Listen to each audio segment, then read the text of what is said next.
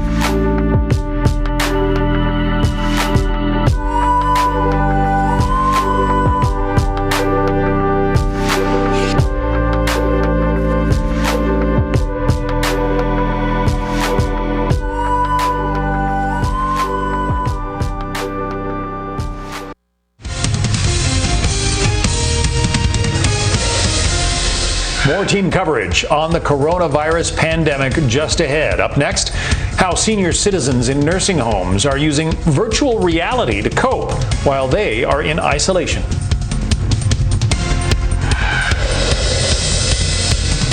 Across the country, nursing homes have been hit hard by the coronavirus. And with no visitors allowed, social isolation depression is a real concern for patients.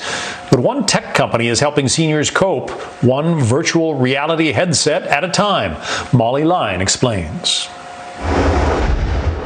Nursing homes across the country are restricting visitors and even limiting interactions among the residents in homes. That could mean that for some time in some places, there will be no more lunch dates or other life celebrations. It can lead to a feeling of isolation for seniors in these care facilities. But virtual reality can open a window to freedom and adventure. One company that specializes in bringing virtual reality experiences to the elderly through specialized headsets is now donating the technology to 50 communities. MindVR is also launching a GoFundMe page to help get the technology to more of those who need it. The greatest generation now is confined to not eating dinner with each other. They can't play cards. They can't see their family coming into the communities. So MindVR has really stepped up in terms of trying to bring the world to these folks that when their four walls are kind of shrinking a little bit or a lot in some cases. The global pandemic may keep seniors physically inside, but the goal of virtual reality is to allow their minds to explore. MindVR's content library allows seniors to virtually visit more than 100 top travel destinations: Paris, Hong Kong, Antarctica. They can take a virtual walk through a museum or an art gallery, and there are activities like swimming with dolphins. That's beautiful. That's gorgeous. As you know, living in a retirement home, you're probably not going to be able to travel much, particularly not overseas. And this is a way to see things you wanted to see but never got a chance to. I think it's good. It certainly will keep you from being bored to tears. And I do. It's interesting.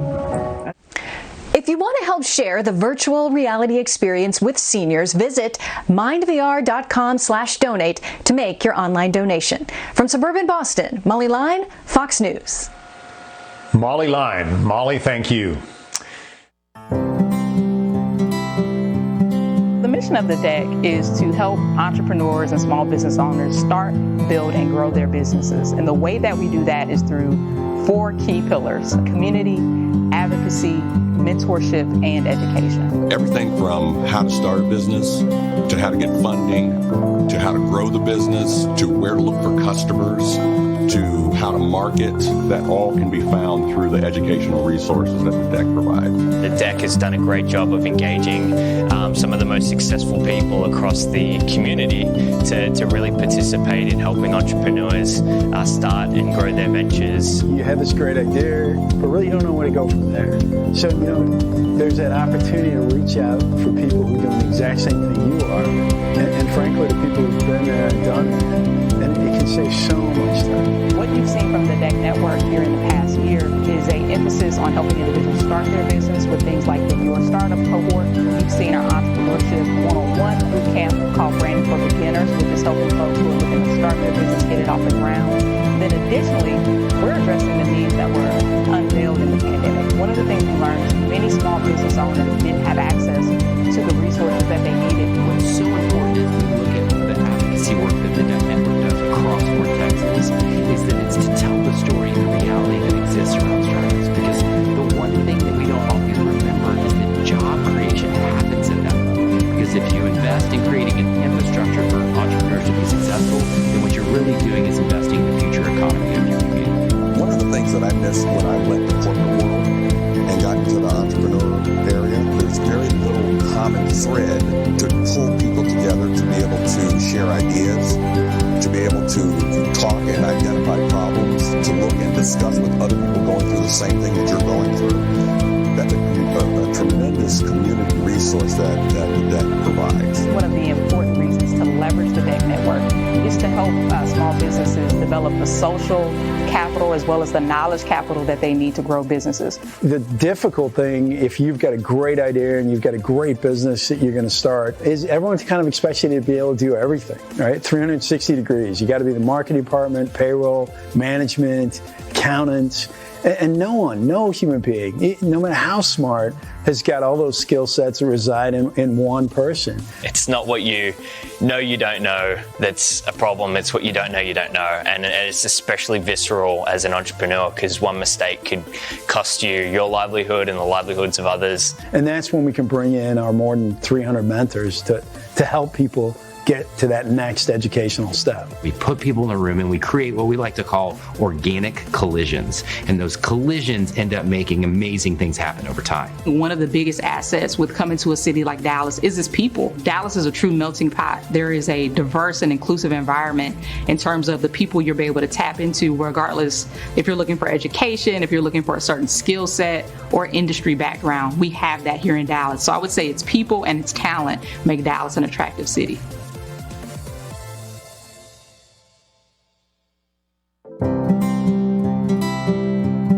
One thing an entrepreneur needs more than anything else is often the one thing that he or she does not have, and that's experience. And because you can't get experience, you can't purchase it over the counter, the 7-Eleven, you can gain it one of two ways. One, you can earn it, which takes time, money, and a lot of mistakes. Most of us don't have enough money to make all the mistakes that we're going to make and still be able to launch our business. Or the second way you can get it is by learning it. And that's by surrounding yourselves with people that are subject matter experts, experienced entrepreneurs, people that have been there and done that before you, that they come in and play that role to remove those obstacles that stand in your way and help increase the likelihood and chances of you being able to launch your company, which then increases the likelihood of you being able to succeed in building your business. Mentorship is a scalable way for us to connect people to the resources they need. Without the mentorship platform that we've developed here in the past year and expanded upon, I don't know if we would have been able to touch as many business owners as we have. As a small business, it's so crucial that you don't waste a second. And those mentors, because they've been down those roads that you're trying to navigate, they can be that guiding path for you and make those decisions quicker, faster, easier. Most important advice I can give you is find some strong mentors that you can learn from. Find some mentors that you can grow with, because they will dramatically accelerate your knowledge and accelerate your performance far faster than you'll ever be able to do on your own. Finding mentors within existing organizations that have experience to be able to relate and provide experience back to individual entrepreneurs is extremely important. Mentorship can really provide that companionship that an entrepreneur needs, but it's not somebody that's walking alongside you in the moment. It's also somebody who's been there before and can help you navigate some of those swirling waters and maybe see things that you couldn't see in the moment. And so I think mentorship is just one of those things that it's incredibly important for all entrepreneurs, and the DEC does a fantastic job of enabling that. We're always reaching up. We want to network with someone that's above us, when a lot of times you can network with the folks that are shoulder to shoulder with you. And those are the folks you're going to come up through the ranks. And so it's so important to build that community, build that network of peers so that you can grow together. Because if you want to go fast, go alone. If you want to go far, go together.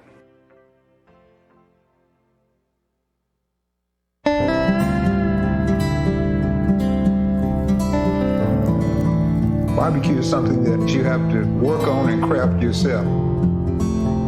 We're not only a rib joint, we're a full-fledged barbecue place with meat and sides. When I see someone pick up one of those ribs and bite into it, it makes you feel whole.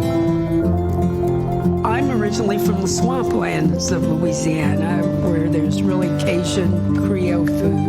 The food part created the camaraderie. It started out as building a legacy for the kids.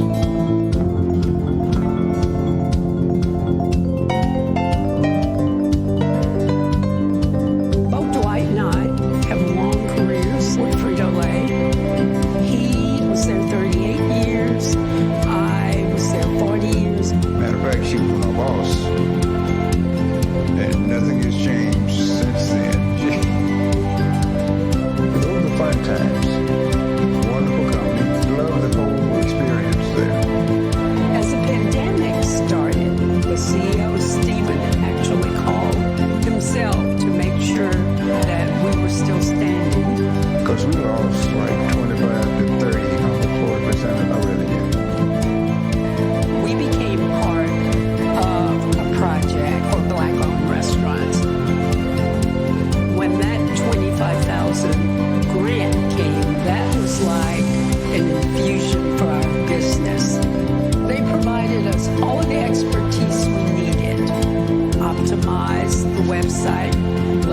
a local minority photographer that can do those pictures for you. The opportunity to invest in technology that would allow us to do the online delivery piece. We're thinking when we get really back on our feet and stand alone again, it's been a blessing to us. We can help prove that a business can thrive in this community.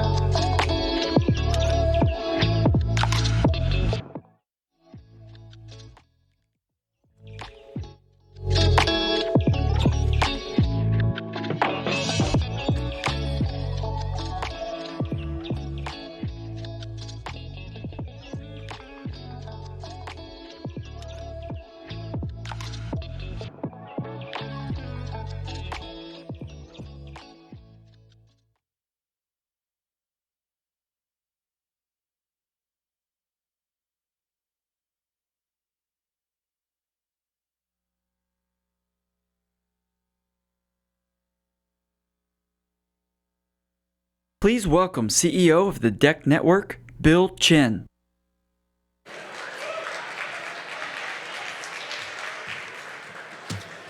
Good evening. Good evening, everyone. Thank you for coming tonight. Thank you for coming to the 7th Annual State of Entrepreneurship. We appreciate you being here. We're excited. I hope you're excited. I think you must be, because we sold out this event 3 or 4 weeks ago. And I think we have 700 people watching us on video right now. So it feels like there's some pent-up demand out there. Now, for those of you that this is one of your first physical times back, we're a little bit rusty, right? We haven't done this for a long time, so we're going to help you through that. We got a great audience tonight. We've got nonprofit folks. We've got corporate executives. We've got the mayor of Dallas. We've got all kinds of entrepreneurs and startup founders. So we're going to give you a little idea on how to navigate that room, because we know it's been a long time for you.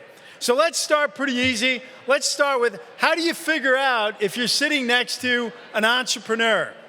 How do you figure you're sitting next to an entrepreneur? Yeah, that's right. You don't have to. They're going to tell you all about it. You're going to know everything you need to know about their business by the end of the night. So good, you got the first one. All right, we're going to get a little more difficult here, guys. So what about corporate executives? How do you figure out perhaps the difference between a corporate executive and a nonprofit executive? Anyone got that one? Nonprofit executive? I mean, in the old days, you would just tap them on the shoulder and say, did you make money last year? Right? And if they said yes, that's a corporate executive. But after last year, it was a tough year for a lot of companies. It's hard to kind of tell these days. So now we got to go back to that old theme that a corporate executive is stressed, they're depressed, but yet well-dressed. And we have a lot of really well-dressed corporate executives in the audience. We have some amazing people from Tyler Tech. We have Austin and Charlie from Dallas Inc. We've got Mike from Toyota, Tyler from PepsiCo, my friend, Charlie and Bill from Realcomm Solutions, Emily from B of A, Ro from PNC, Greer from Charles Schwab, Wendy Wells Fargo. Those bankers are already always well-dressed. And we've got a big group from Capital One who are watching us online right now. So we don't know if they're well-dressed, right? But they could be in their bunny slippers, but we assume that they're still well-dressed at home. Okay, what about nonprofit board members? Can you tell the difference if you're sitting next to a nonprofit board member? That's tough, right? So we're going to make that a little bit easier on you guys. We're going to have them stand in a second. But I'm going to make a distinction. There are 2 types of nonprofit board members. There's associate board members, and they're 30-somethings, energetic. And then you've got fiduciary board members. They tend to be a little bit older, a little wiser. So I'll give you an example of how to tell the difference. If a light bulb were to burn out over here, and the person next to you jumps up, changes the light bulb really efficiently, that's an associate board member. If the person next to you says, I don't know why we needed to change that light bulb. There was nothing wrong with that light bulb. That's a fiduciary board member, right? So now you see the difference. Hey, can we have any nonprofit board members or task force members stand up? Any nonprofit board members, task members, please stand up. All right, thank you for your service, guys. We really appreciate it. A lot of the people standing here were instrumental in the Revive Fund that brought $3.2 million to struggling businesses in Dallas to help them survive the pandemic. So we appreciate you guys. All right, guys, we're going to keep going down here. We've covered board members. Board members, you can sit down now. So we appreciate your work here, but we got to move to the next group here. All right, guys, we see a lot of nonprofit board members. Big turnout from the nonprofit board members. We appreciate you guys coming. Saw a couple of my board members, so this might be the right time to tell them that joke about fiduciary board members, not about my board. No, they're cutting edge, right? They're futurists. So that was nothing to do with them. Now we're going to give you a really tough one. What about these conscious capitalist guys? So they're kind of nonprofit, they're kind of for-profit. How do you tell if you're sitting next to one of those? Well, you can't, so I'm just going to tell you. We got Mike Hoke and we've got Arthur from So Good. We really appreciate you guys coming, doing some amazing work out there. All right, how about women founders? How do you tell if you're next to a woman founder? Oh, we got one over there. Welcome. But women founders got a total of 27% less funding in 2020 than they did in 2019. All right, so how do you tell a woman founder? Well, they're going to be upset, right? You should be too. That doesn't make any sense. So that's how you tell a woman founder. What about university folks? Right? Again, we're going to go back to the light. If a light bulb burns out and someone standing next to you says to a grad student, go change that light bulb, that's a professor right there. Right? Simon Mack, right? Let's be honest, Simon, you've not changed a light bulb in a very long time. Let me tell you how old Simon is. He was my entrepreneurial professor. That's how old that guy is. How about investors? Right? We got VCs, we got angels. They're out there too. So how do you tell if you're sitting next to an angel or a VC? Anyone got this one? Yeah, same thing, right? Just like the entrepreneurs. Don't worry, they're going to tell you all about the unicorn that they got in the 1990s. So they'll let you know that they're an investor. All right, so hopefully we've given you a couple of tips on how to re-engage in the physical world, figured out how to tell who's next to us.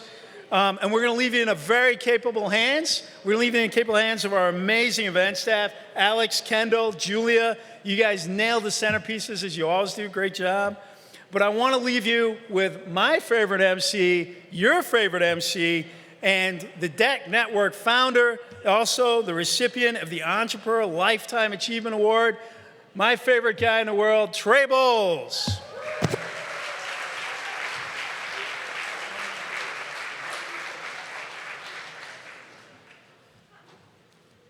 All right.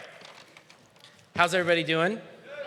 So it's been a long time since we've done this, and I know we're going to probably hear this a lot tonight, but if you remember anything about the events we used to put on, there's one thing that we do every single time. Does anybody remember what that is? Clap? Did somebody say clap? That's good. There you go. Okay. So here's what we do. It is nerve-wracking to get on stage in front of a bunch of people and talk. Most people would prefer death to public speaking.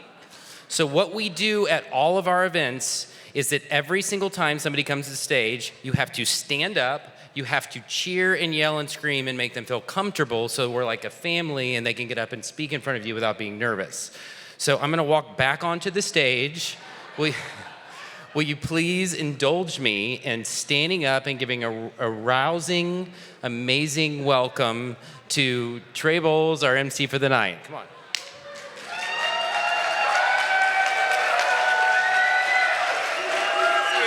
No, thank you. No, guys, seriously. Everybody thinks I do that for my own edification, and I promise that I don't. It's really about making everybody feel welcome, getting them engaged, getting them involved. And if you stand up every 5 minutes or so, it's harder for you to fall asleep. So tonight is a celebration. This is what we like to call the Super Bowl of entrepreneurship. It's one of the most exciting nights that we have because we get to talk about all the things that you guys are accomplishing over the last 12 months. And I'm telling you in a minute, I'm going to get to talk about that. And you're going to be fascinated by all the great stuff going on. We get all kinds of bits of information from here and there, but really getting to see and this is just an example of what's going on in terms of the fundings, in terms of the event programs getting started, in terms of the exits that are happening. It is absolutely incredible. Our goal is to really highlight what's going on in North Texas and really showcase the entrepreneurs and the programs and the support organizations that are making that happen. And this can be seen not just through entrepreneurs and not just through support organizations, but through a bunch of different stakeholders that take place in the city. That can be the actual city at City Hall. It could be investors. It could be chambers of commerce. It could be corporations. Bill talked about all of the different stakeholders before. The exciting thing is that we all play a role in building a robust and powerful ecosystem. This is something that's been happening in Dallas over the last 10 years, but we've got some exciting things that'll be coming out tonight in the next few weeks that'll make you see it all of a sudden step into hyperdrive.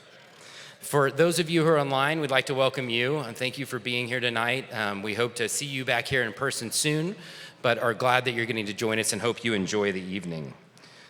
The State of Entrepreneurship would not be possible without our title sponsor, Dallas Incorporated, and partners Alto, Common Desk, PCS Productions, Sparkyard, the Dallas Regional Chamber, and Dallas Innovates. Thank you guys for being here. That's an important part of what makes us work. The other thing I'm excited about tonight is that we get to recognize individuals, people in this audience, people who have participated in making this ecosystem great. One of the things we talk about over time is the idea that a rising tide raises all ships. And if we all work together, we all support what's going on here, we'll really, really be able to see some impactful things going on. Tonight, we're gonna get to highlight just a few of you, but there's so many of you here that make that possible. Some of the awards that we're gonna give away tonight are Startup Evangelist of the Year, Creative Entrepreneur of the Year, Rising Entrepreneur of the Year, Student Entrepreneur of the Year, Investor of the Year, and Corporate Supporter of the Year. That's a lot of different awards to give away, but we really want to acknowledge the people that are making this great. So we are super excited because we do have a special guest with us tonight, and someone that we have not, that I haven't gotten to see in person in a while. But when I think about the responsibilities of mayor, beginning with being the public face of such important issues like affordable housing, public safety, civic corruption, streets, and as we all know, potholes. But one of the pressing issues that our mayor have had to face in this time since his office is COVID-19. This has affected millions of people in Dallas and across the area and has forever changed so much of what we are as a city and who we are as a people. It's not an easy job, and I don't think it's one that many of us would envy, but in the midst of all of that, our mayor has seen fit to use his influence and his position to focus on things like addressing economic recovery of our community.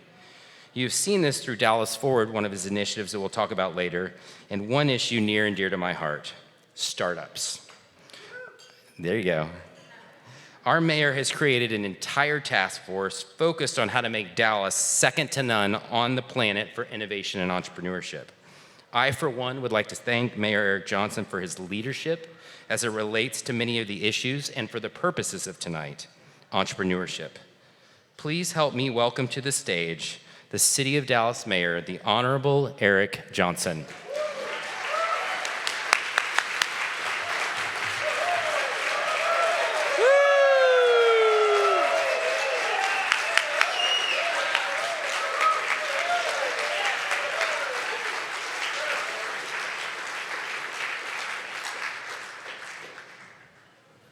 Wow, that was awesome.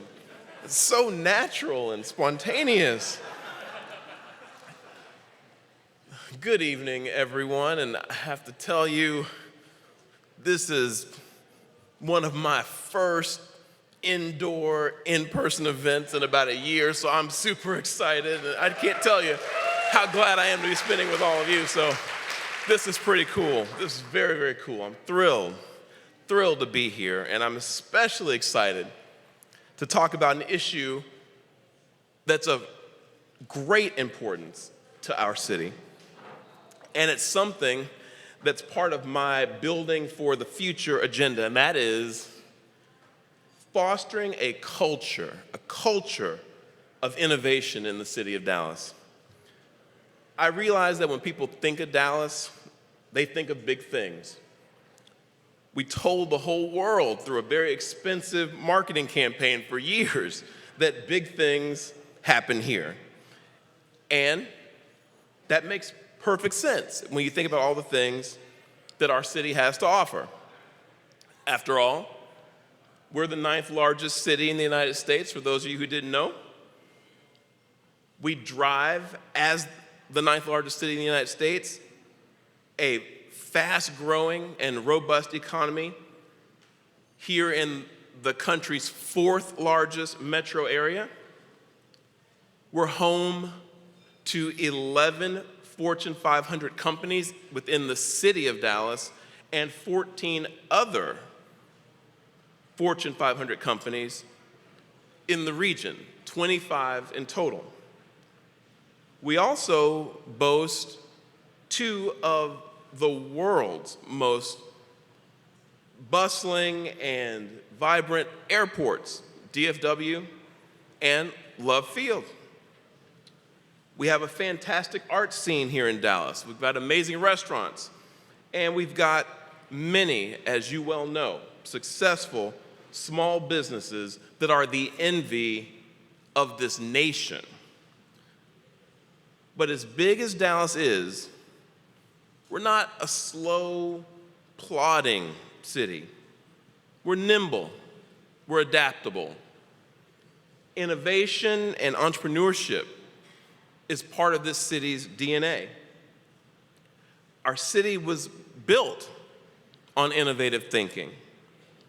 Like I mentioned before, we're a top 10 US city, despite, and think about how many cities you think of in this country that are big, major urban areas that have a navigable waterway. We don't. Or a large port of some sort, access to a large body of water. We don't. Or who boasts tremendous natural resources like oil and gas reserves. We don't. Yet and still, top 10 city, because we're the kind of city that builds parks on top of freeways. We're a launching pad for many of the entrepreneurs who you will hear from tonight. And I'm here to tell you, we haven't even scratched the surface of what we're capable of. The COVID-19 pandemic showed us how critical it is for cities to foster this culture of innovation that I'm talking about. As a society and as a city, we had to figure out how to adapt over the last year. For many of us, our world went online. Traditional brick and mortar offices were replaced with Zoom and Microsoft Teams meetings. In other words, we stayed connected because of the kinds of technology that you used to only see in the movies, or, to date myself, on cartoons like the Jetsons. But that's what innovation can do. But last year was so much more than that. To get through day-to-day life, we needed entrepreneurs. Entrepreneurs to figure out how we could safely grab a meal or go to the grocery store. To survive, we relied on innovators in the medical field to figure out how to get us tests and treatments and the vaccines that have allowed us to be back together, physically together again on a night like tonight. We've had to mourn and lament a lot in the past year. Many lives in this city, people in this room, I'm sure, all across this country and all over this world, lives and livelihoods, temporarily and in some cases forever altered. We endured unprecedented, and people throw that term around a lot, but this truly was unprecedented economic and social upheaval, and if we're honest with ourselves, isolation. But we also witnessed the persistence, the creativity, and the ingenuity of the human spirit at work. And while we've yet to fully come to grips with exactly how much our world has been changed by the past year, we know that what we've experienced can make us stronger and more resilient in the years to come. And as our world moves forward, I believe that Dallas needs to be a city that leads. And that means that it's absolutely imperative that we foster that culture of innovation and entrepreneurship like we never have before. Dallas should be an inclusive hub for entrepreneurs. Not just tolerant of entrepreneurs, or no, we have a few. We need to be a hub, an attractive force for entrepreneurs.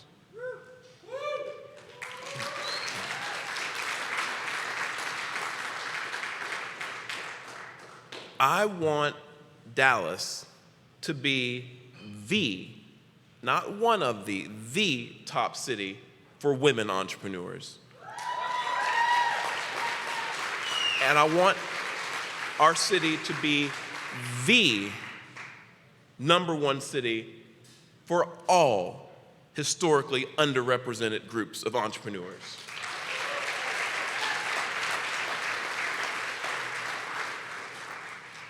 And going forward, when people talk about innovation, I want Dallas to be in that conversation, right along with Silicon Valley and New York and Austin, and lately my good friend, and he's a good buddy, but he's making some real progress down in Miami, Mayor Suarez. I want Dallas to be in that national conversation and that international conversation for innovation, startups. I want Dallas, however, to be different than those other places. We're not going to just mimic what other people do. I want us to be different, and I want us to be better. I want us to be better. Because Dallas can and should be on the cutting edge of our rapidly changing economy. And I believe that if we focus on startups, we can help what's already a diverse business sector become even stronger than it already is, and even more robust and resilient. I know, because I've been through it now for 2 years nearly, as the mayor of the city through some very difficult times, Dallas is ready for this. We have the generous, hardworking, and as you all are a testament to, entrepreneurial people to make Dallas a 21st century city with a workforce that's equipped, truly equipped, for the jobs of tomorrow. And I'm committed to doing everything that I can as the mayor of the city to ensure that that's the case. And that's why late last year, I elevated this issue to a mayoral priority for the first time in the history of our city by creating the Mayor's Task Force on Innovation and Entrepreneurship.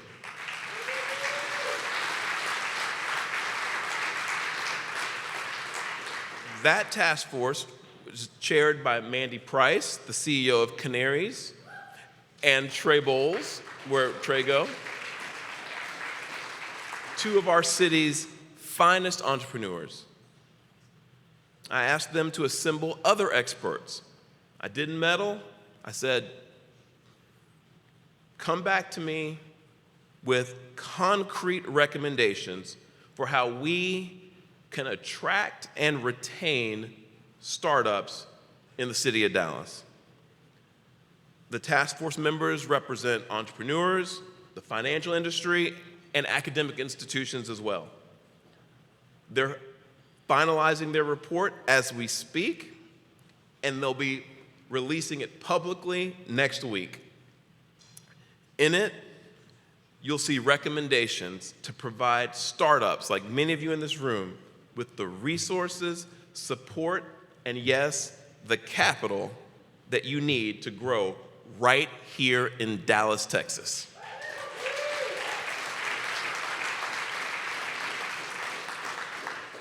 I'm excited about the rollout of this report, and I'm even more excited to place those recommendations before the Dallas City Council.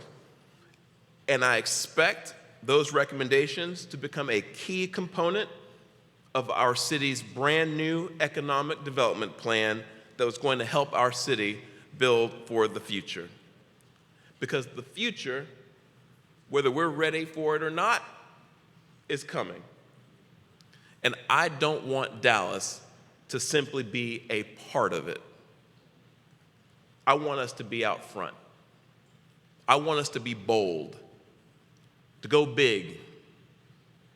This What I'm talking about tonight, if you're paying attention, this really is the ball game of the 21st century. This is it. And I don't intend to lose that ball game. With these task force recommendations, we're going to put the pieces in place for success for many years to come in this city. And I'm going to need all of you in this room to help us garner the support for these recommendations in the months ahead. We're going to have to convince the city council and the city manager to put the oomph of the city government behind these recommendations.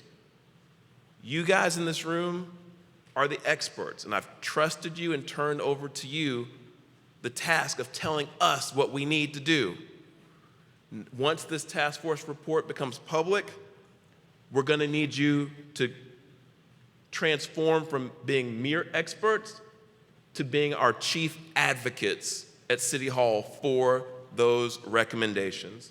And I have to tell you, I can't wait. I cannot wait.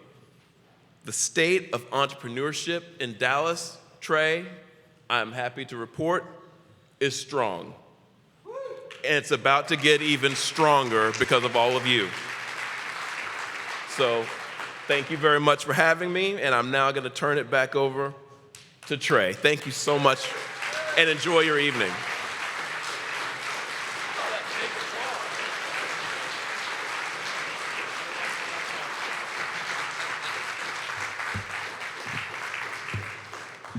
How cool is that? The mayor shows up to tell you that the state of entrepreneurship is good and he's committed to it. How many cities wish they had a mayor like that? Come on. So, if the other thing you guys probably don't remember about these events is they're a little bit different. How many of you have ever been to a state of the city or the state of education or the state of anything else? Well, we do things differently here. This is a beverage. All of you need to have a beverage. Enjoy tonight because it's about to get rowdy. Okay, so here's when things start getting cool. This is when I get excited. Dallas entered, for the first time in 20 years, the $1 billion club last year. Dallas, in early stage funding, did $1.1 billion in early stage funding. Yes.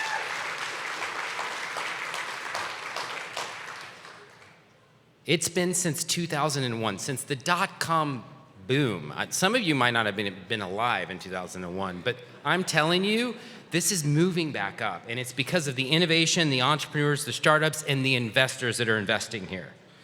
So we have a slide behind me. It's going to have a ton of different logos on it. I'm going to go through this really quickly. Some of you are in the room. Not all of the companies that got funded are on the screen behind me, but this is just some of what's happened in the last year. Dotted raised $3.85 million seed round. Alto, $6 million of funding round. Worlds, with our good friend Dave Kops, raised $10 million in a Series A. Rosie, $1 million seed. Lindsay Harper.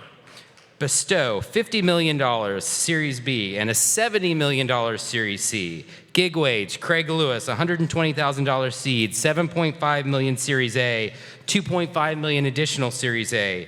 Caraloop, Michael Walsh, $6 million Series A. Project 202 was acquired by the Big Nerd Ranch. Take Command Health, $2 million bridge round, $12 million Series A. You guys getting tired of me saying million? $1 billion clubs.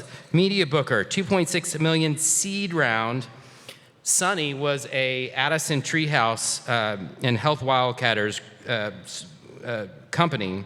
She's had a total of $3.3 million in funding. I don't know if you guys remember several years ago, we did a business pitch competition with Southwest Airlines, and Sunny won a year of free travel with Southwest Airlines. So Southwest Airlines, if you're listening, come back and do that again for somebody else. Linear Lab, Brad Hunstable, the co-founder and Exeter of Ustream, announces a $6 million fund round. Pretty great.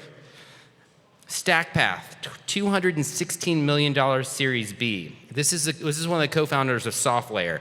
SoftLayer, which sold to IBM for $2.2 billion. SoftLayer was the company that put up the first location for the DEC back in 2013 for free to test whether or not entrepreneurs in this community need this type of support. Thank you for that. Zerchu. Dennis was here earlier. I don't know if he's still here. It's $4 million. Here's some amazing stories. ShearShare. We all know ShearShare. They've been involved in the community for a while. Backstage Capital, Bread and Butter Ventures, and Revolution's Rise of the Rest Seed Fund, along with others, fund $3.9 million. Canaries, Mandy, who you're going to hear from later, seed funding of $3.3 million from Revolution's Rise of the Rest, 100 Black Angels, Seal Capital Partners, Morgan Stanley, Siegel Ventures, and 2.12 Angels. Tasha Gene Therapy, seed round 30 million, Series B 95 million, announced an IPO April to December in 2020. April 2020 to September 2020, that's what happened. Pickup, who doesn't love Pickup? Is Brenda here tonight? Brenda was another one that started at us in Treehouse. If you've not met Brenda, you've got to. Brenda Stoner is a consummate entrepreneur. She's built like 5 or 6 companies, and she's stuck with it and stuck with it and stuck with it, and she has just done incredible things. Maveneer, $500 million private equity round. They've been a supporter of the startup community. Everlywell. What people don't remember is that Everlywell started in Dallas before they moved to Austin, and they raised over $325 million and $75 million secondary market in January 2021. Julia Cheek is a rock star, and she is showing people, she's transforming how healthcare is done on the internet and across the world. The Slate, where are my friends from The Slate? There you go. The Slate is an incredible space, just not very far from here at all, that really has dedicated to supporting and helping women entrepreneurs. They have an amazing video production facility that they use for startups and professional larger companies. They are done amazing things. They have done virtual fundraising and programming through Bishop Lynch, went live for 1 hour, had a goal of $250,000. By the end of virtual program, they surpassed $400,000. The Slate's PR with Leah Frazier, which was the top 35 marketing podcasts on Apple Podcasts, produced at the Slate from scratch. Blackstone. How many of my friends here are familiar with or are connected to UT Dallas? Nobody's going to clap for UT Dallas. 50 years old and one of the most amazing universities in the country. 50 years old. Blackstone doubled down, reinvested $5 million to expand the Blackstone Launchpad. Brian Chambers, who's here tonight, was instrumental in helping making that happen and oversees that through the UT system, with UT Dallas leading the efforts. The UT Dallas Blackstone Launchpad has served over 25,000 students since its launch. This is not just about entrepreneurs, it's not just about investors, it's about universities, it's about entrepreneurial support organizations, it's about a slew of people across the road. All right, take a breath. Now let's talk about exits. Can we talk about exits for a second? The point is that I really, at the end of my time talking, want you to be bored at how many amazing things are happening in the DFW area. So if you're starting to get bored, hold on, because it's going to take a little bit longer. Naya Ventures exits Motivity Labs and renames itself Dallas Venture Partners. Topgolf announced an acquisition by Callaway. Rent My Wardrobe was purchased by Wardrobe. You know what's better than exiting your company? Exiting your company twice. BuzzShift, where are you? Are you guys here? Eddie Baudrina and Cameron Golly, there they are, guys. They sold their company, bought it back, sold it again. Eddie Baudrina now is running a new company called Eden Green, which is doing vertical farming. They announced a couple weeks ago a $12 million round. Guys, why don't people all over the country know about this? We are crushing it here. It's happening. Project 202 was acquired by the Big Nerd Ranch.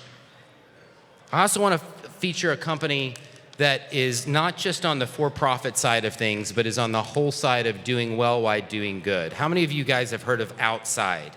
A-U-T-S-I-D-E, Outside.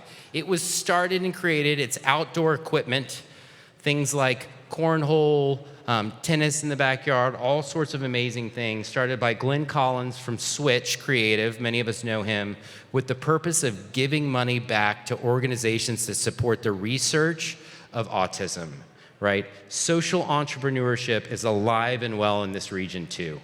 We've got to celebrate the people that are doing this. They hit their crowdfunding goal in 3 days. They've exceeded it by 155%. Amazing stuff. We can't highlight the funding and the capital without recognizing Texas is the home to amazing amount of stage capital that's happening here. And a growing company in Texas may need more than just the initial capital to make this happen. Over 128 local VC firms here, between VCs, family office, corporate venture. DFW saw a $1.1 billion funding in 2020. Did I mention that? Trace commas. Anybody watch Silicon Valley? $1 billion, right? Amazing. The highest annual amount since 2020. There are lots of amazing seed venture groups in town. I'm going to mention a few of them. Impact Ventures, RevTech with the launch of RevTech Equity for Women, Capital Factory with 32 local founders who have raised funding in 2020. Capital Factory moved up from Dallas in an expansion across the entire state. They are the most active investor, early stage investor in the state, moving everywhere. If you haven't heard of the Startup Manifesto, where's Brian? Okay, if you've not heard of the Startup Texas Manifesto, you need to check it out. Josh Bayer has expanded across the country, across the state. They're doing amazing things for entrepreneurs. Dallas Venture Partners, Interlock Partners, Intellis Capital, Blossom Street Ventures, Perot Jane, Mobility Ventures, Cypress Growth Capital, corporate ventures through 7 Ventures, AT&T Ventures, Mind VR, one of the startups that came from out of the Addison Treehouse, did a partnership with the CEO of AT&T's business, Ann Chow, who said, we're entering a new age of digital therapeutics that's harnessing the power of 5G and virtual reality. We're proud to work with Stanford and Mind VR to contribute to the technology behind the future of healthcare. If you have this many corporate behemoths in this city, our startups need to be working with them, and they're doing it. Toyota AI Ventures, angel groups like Cowtown Angels, the Dallas Angel Network, Golden Seeds, and the North Texas Angel Network.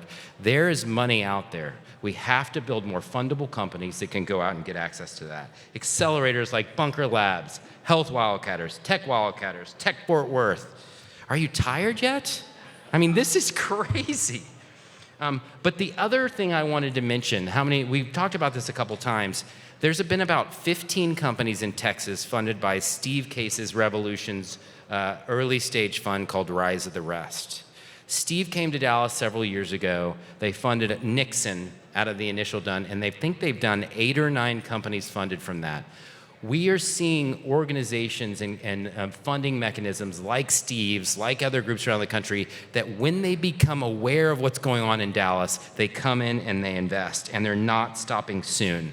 It's amazing to see what kind of work the Rise of the Rest group is doing here. When we invest and we bring people here, they see the other great things that are happening and they get excited. So, can we, a round of applause for you guys. This is great, this is crazy.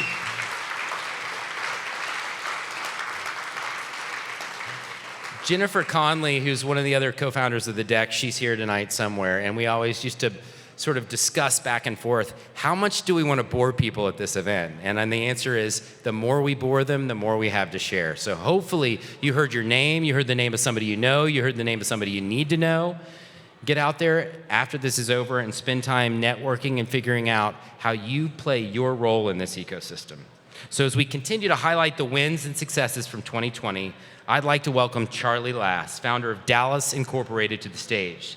Tonight would not be possible without him, our title sponsor, as we look forward to hearing from Charlie why North Texas is a thriving location and a future for innovation. Charlie.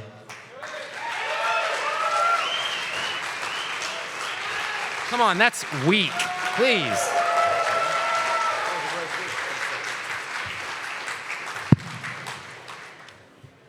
Hello. Yeah, that's us. Hopefully you've seen our logo around a little bit. We try not to over-decorate, but... So I've been here about 3 years, and I've never heard it summed up better, what Trey and Eric have said about the potential behind Dallas. We could be anywhere, but we choose to be here. And thank you, Your Honor, thank you, Trey, thank you to the DEC, all the team at the DEC who've made this possible. I hope everyone's pandemic was lots of fun. Yeah, 2020 panned out exactly as we all hoped. We are here to find, fund, or launch the best ideas in DFW. And we've done this based on data. There's probably a slide behind me as well. That one.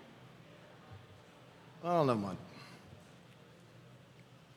Now, we're only a technology company. We should probably make that work. Oh, yes. Let's go back. What? Lovely. Right. Ecosystem. So the MIT Innovation Institute has a very simple framework for talking about how entrepreneurial cities can really accelerate. Now, I think we'd all agree that Dallas has evolved within these 5 pillars very, very nicely. We are here to support every single aspect of that with these 3 things.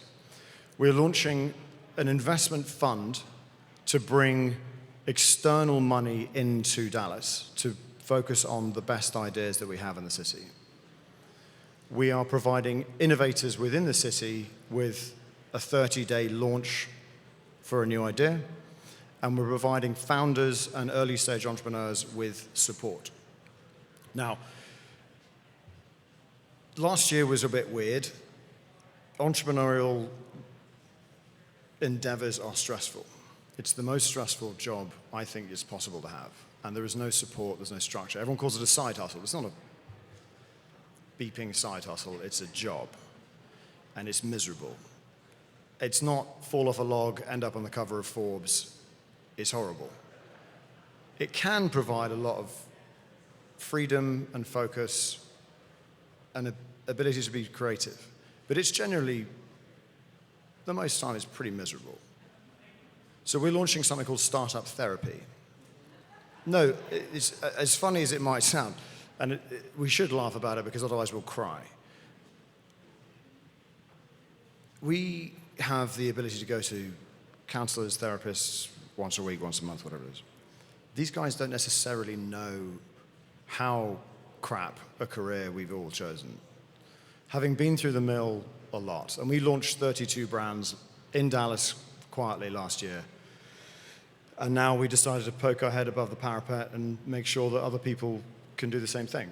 But it's rough. And so we want to make sure it's a little less rough, or people who might not be ready have the tools and the resources and the knowledge that they need. So we're bringing external money into Dallas. We're helping people here who want to launch new things. And we're going to make sure that the startup community here delivers exactly what we think it can be. And that is my actual phone number. If anyone would like to text me, because please don't call, because it's not 1990. But text is okay. We are providing these resources from now on. This evening we are launching a competition to give $100,000 of startup support. We're here to find, fund, and launch the best ideas. We're here because Dallas is the best ecosystem for entrepreneurs in the country, and we're here to make sure it happens. Thanks.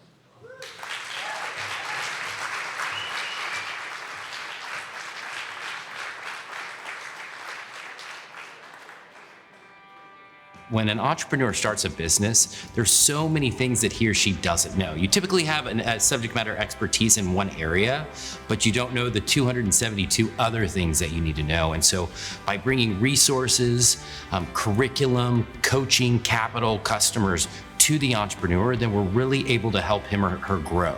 You can't sit in a dark room and intellect your way to innovation.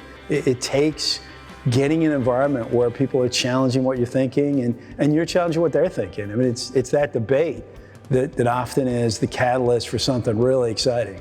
It's a lonely job. as an entrepreneur, because your family and friends don't often understand it, and so you really need to be with people who can empathize with you. Those people who are going through the same journey, right? So that again, it comes down to that's another tactile way to extract knowledge that you otherwise may not have had. I think that's why I'm really passionate about the DEC, is I get to give to those in the community, entrepreneurs themselves going through the same journey I'm going through. If you're working by yourself or in a very isolated environment, sometimes entrepreneurs do, it gets really difficult because you feel like you're the only one going through something at any given time. You're not. These events, these gatherings, the education, all of that helps remind folks that they're not in it by themselves. What I really have loved to see through the history of the DEC network is these organic collisions that happen by putting people in a room around a certain purpose, the idea of building a business or the idea of focusing in a specific market or at a specific stage, is we're creating access to opportunities that people can create themselves. I don't always necessarily agree with things that people teach or speak about in conferences, but it makes me think about it and think about why I disagree. And then sometimes I come around and that's something, a whole new paradigm that I didn't realize I could unlock, or it further affirms why I believe what I believe. And I think that that's really powerful, because you have to have conviction as an entrepreneur, and that's really important. We are just scratching the surface of where North Texas is going to be for entrepreneurs in the next decade. We are a region that was built on the shoulders of entrepreneurs and pioneers and innovators and wildcatters. It's the ethos of who we are and what we're doing, but we are just at the beginning. So what I want you to think about is, what is your role in this ecosystem? How can you support and engage in what's already being done here in North Texas? We ask everybody who comes into any one of our events, as they step across that threshold, is your job is to give back. Find somebody else that you can help. And if you do that, and we're all doing that, we're all starting to help each other.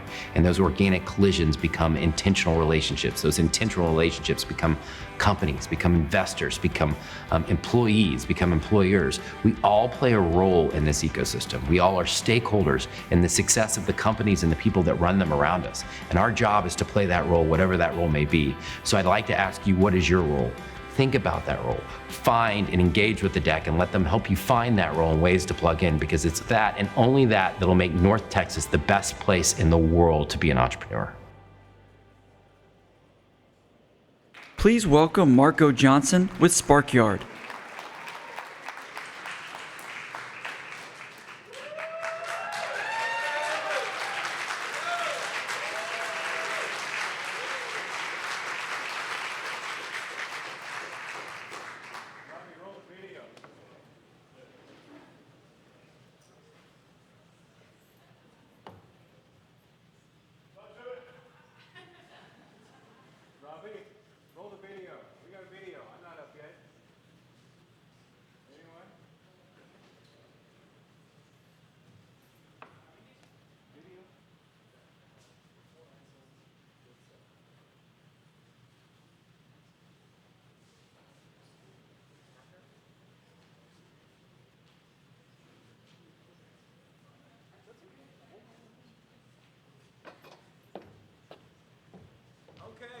Sorry about that. There was supposed to be a really cool video that was going to get you all hyped up about Fort Worth and all the cool stuff that we're doing over there.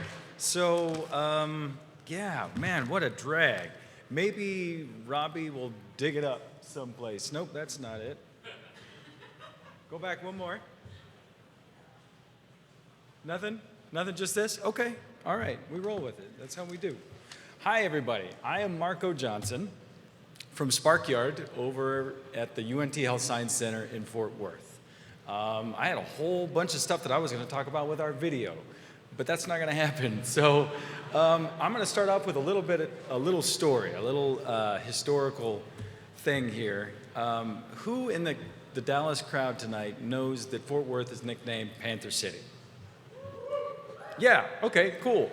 Who knows why it's called Panther City, and who knows that it's actually because of Dallas that we're called Panther City? Anybody know that story? Okay, let me drop it on you. So 100 years ago, there was a gentleman named Amon Carter, and if you're a TCU frog, you all know exactly who. There you go. You know who Amon G. Carter is. Big-time Fort Worth benefactor and a newspaper owner. And he loved to stoke the rivalry between Fort Worth and Dallas. Who knows why? Probably because it sold more newspapers or something. But as the lore goes, At one point, a panther escaped the Fort Worth City Zoo. And it was covered by a newspaper in Dallas. And the newspaper said something like, a panther was loose in Fort Worth. But it was no big deal. Nobody could have been harmed because Fort Worth downtown is so sleepy that a panther could walk down the middle of the street and no one would ever see it. So like any good media mogul, Eamon G. Carter leaned into this slight, and he gratefully, cheerfully had adopted the nickname Panther City, and we still have it to this day. What we want to show you here tonight is that we are still Panther City, but the Panther is waking up. So first off, what is Sparkyard? Who am I? Why am I even here? We launched at the end of 2019, and it's pretty simple, really, but there's a little bit of magic in our simplicity. This is a weird clicker. There we go.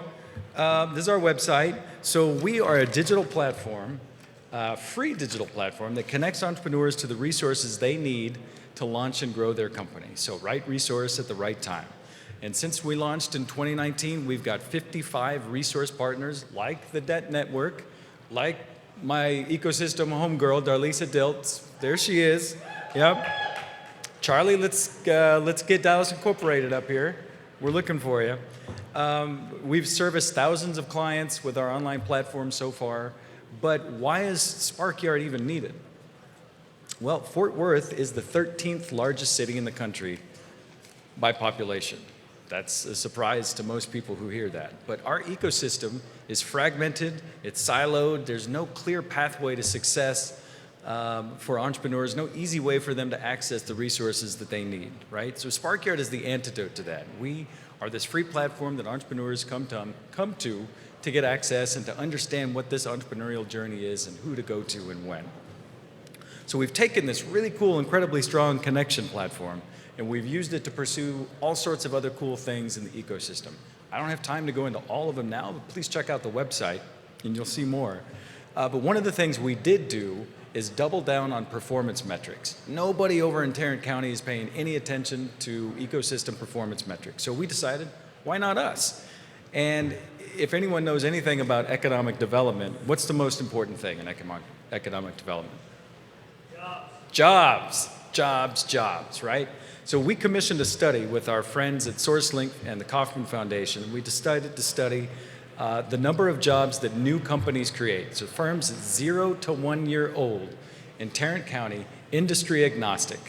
How many jobs do you think companies 0 to 1 year old start in Tarrant County every year? Shout it out. What do you think?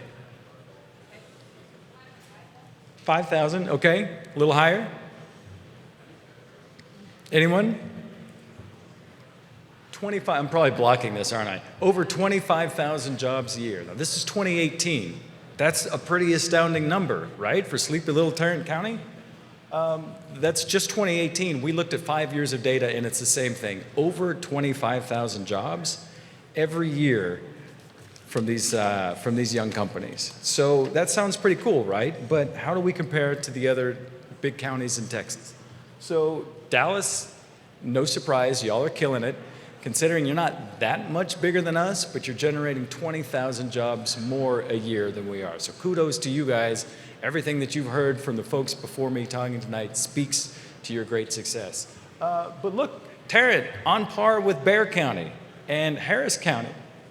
Not Harris, sorry, Travis County, where Austin is. So we might not be starting up the same kind of high impact companies that Austin is, but we got a pretty good start here. And we feel like with a little bit more effort, we can really get this number to grow in a big way.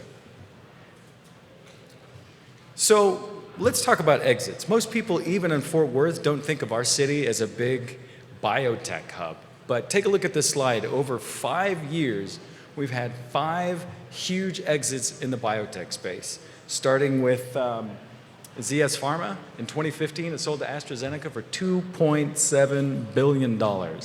That's big. And so we continued the trend all the way up to 2020 with Ivance at $225 million. And I got to give a shout out to our homies over at Tech Fort Worth and my own institution, the Health Science Center. No wonder I can't read. I don't have my glasses on. Our institutions have touched almost every one of these companies in some meaningful way. And I'm here to tell you that we're building the pipeline for the next generation of big biotechs. So keep an eye out. The next time you have us over here, we're going to have more companies on this slide that we can add to. Now, on the other end of the entrepreneurial spectrum, we have a diverse array in Fort Worth of creatives, artists, entrepreneurs, Main Street companies that really put the funk in Funky Town, right? We're also Funky Town. I'm sure you've heard that. I'm going to show you a video here from Jonathan Morris. He's one of our local startup famous entrepreneurs. He runs the coolest barbershop in Fort Worth. Maybe you heard about a boutique hotel. He's opening them up across from the new Dickies Arena. But check this out. He's an entrepreneur. He's got his own television show on the Magnolia Network. And as an entrepreneur, his job is to go out and interview other entrepreneurs about the cool stuff that they're doing. So these are all Fort Worth companies. The first season of his show, he just stayed in Fort Worth because of COVID. And it's really incredible. So please take a look. There's so much cool stuff happening over in Funky Town.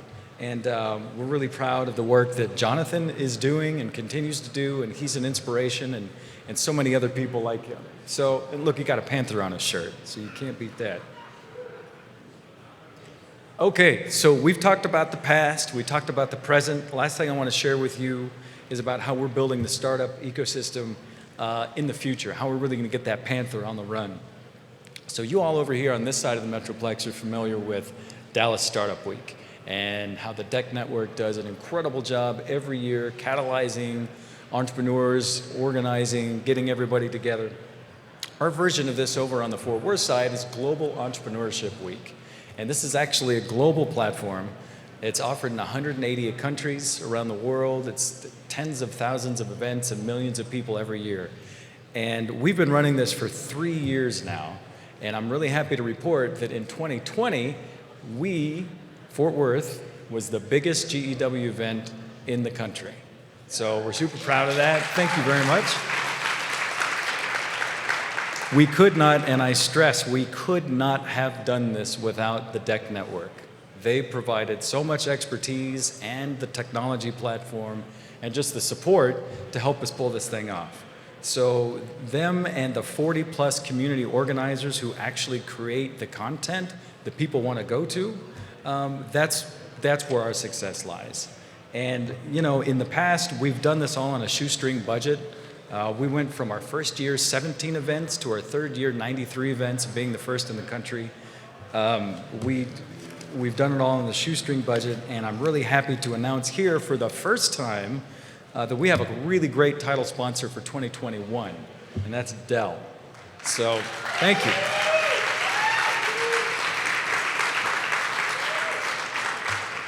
You know, 2020 threw us all for a loop. And despite the challenges, like any good group of innovators, we pivoted to a fully online format, and it opened up opportunities that we never would have had otherwise. So not only do we have participants and attendees from 28 states in the US, but we had participants from 46 countries around the globe, and presenters from all over. We had sessions in 3 languages. Nobody was more surprised than us, believe me. So it was really incredible. Now, of course, we're back at it again for 2021. Get out your phones. After Dallas Startup Week, we're going to end the year really strong with entrepreneurship in November. GEW Fort Worth, please register. Come check us out. Come be a part of the fun, and let us help you get your company started and connected. So I'm going to close up here by saying a big Texas thank you. And thanks to the DEC Network for having us over here to rep the western side of the Metroplex. It's truly an honor to be on the stage with all of these great influencers tonight, these distinguished folks who are making a big impact on entrepreneurs. In terms of Sparkyard, please follow us online on social media and look for us on Clubhouse. So we have a room every Tuesday at noon on the Clubhouse app. If you don't know what Clubhouse is, come find me and we'll get you on. It's really cool. So finally, here's what I'm going to close with. Just a heads up, the Panther is awake, and we're coming for you, Dallas.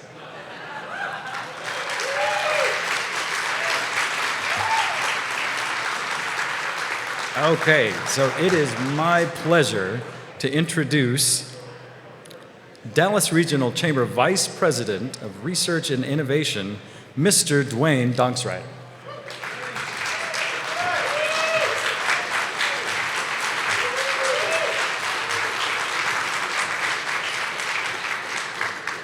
I can't believe I have to follow that jacket.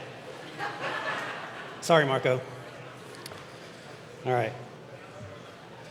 So 5 years ago, Quincy Preston and I, Quincy, where are you? You're out here somewhere. Raise your hand. All right. Started Dallas Innovates. We wanted to tell the stories and celebrate the innovators and the entrepreneurs of Dallas-Fort Worth. We called it Journalism with Lift. Now with thousands of subscribers, millions of page views a year, we're helping change the narrative of innovation in Dallas-Fort Worth. While this past year was like no other, we marched on. Our entrepreneurial community was really resilient, creative, and filled with game changers. So I'm going to give a lightning round, get ready, of just a few of your stories we told on Dallas Innovates, straight from our headlines. All right. So our community stepped up in a big way to face the challenges of COVID. Hubert Zychek of Health Wildcatters launched a health hacking crisis network, a rapid reaction force designed to address the healthcare challenges caused by COVID-19. Dave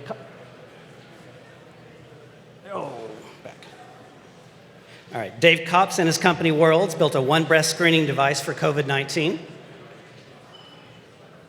Corey Clark and Robert Atkins at Balance Media teamed up with Complexity Gaming to leverage spare computing processing power to help find COVID-19 treatments.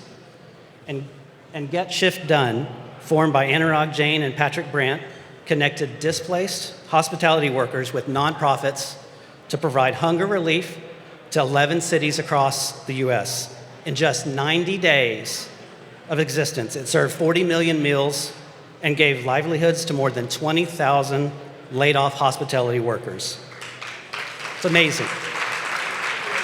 For their efforts, they were awarded the badge of being the Fast Company magazine's top 50 world's most innovative companies right here in Dallas-Fort Worth.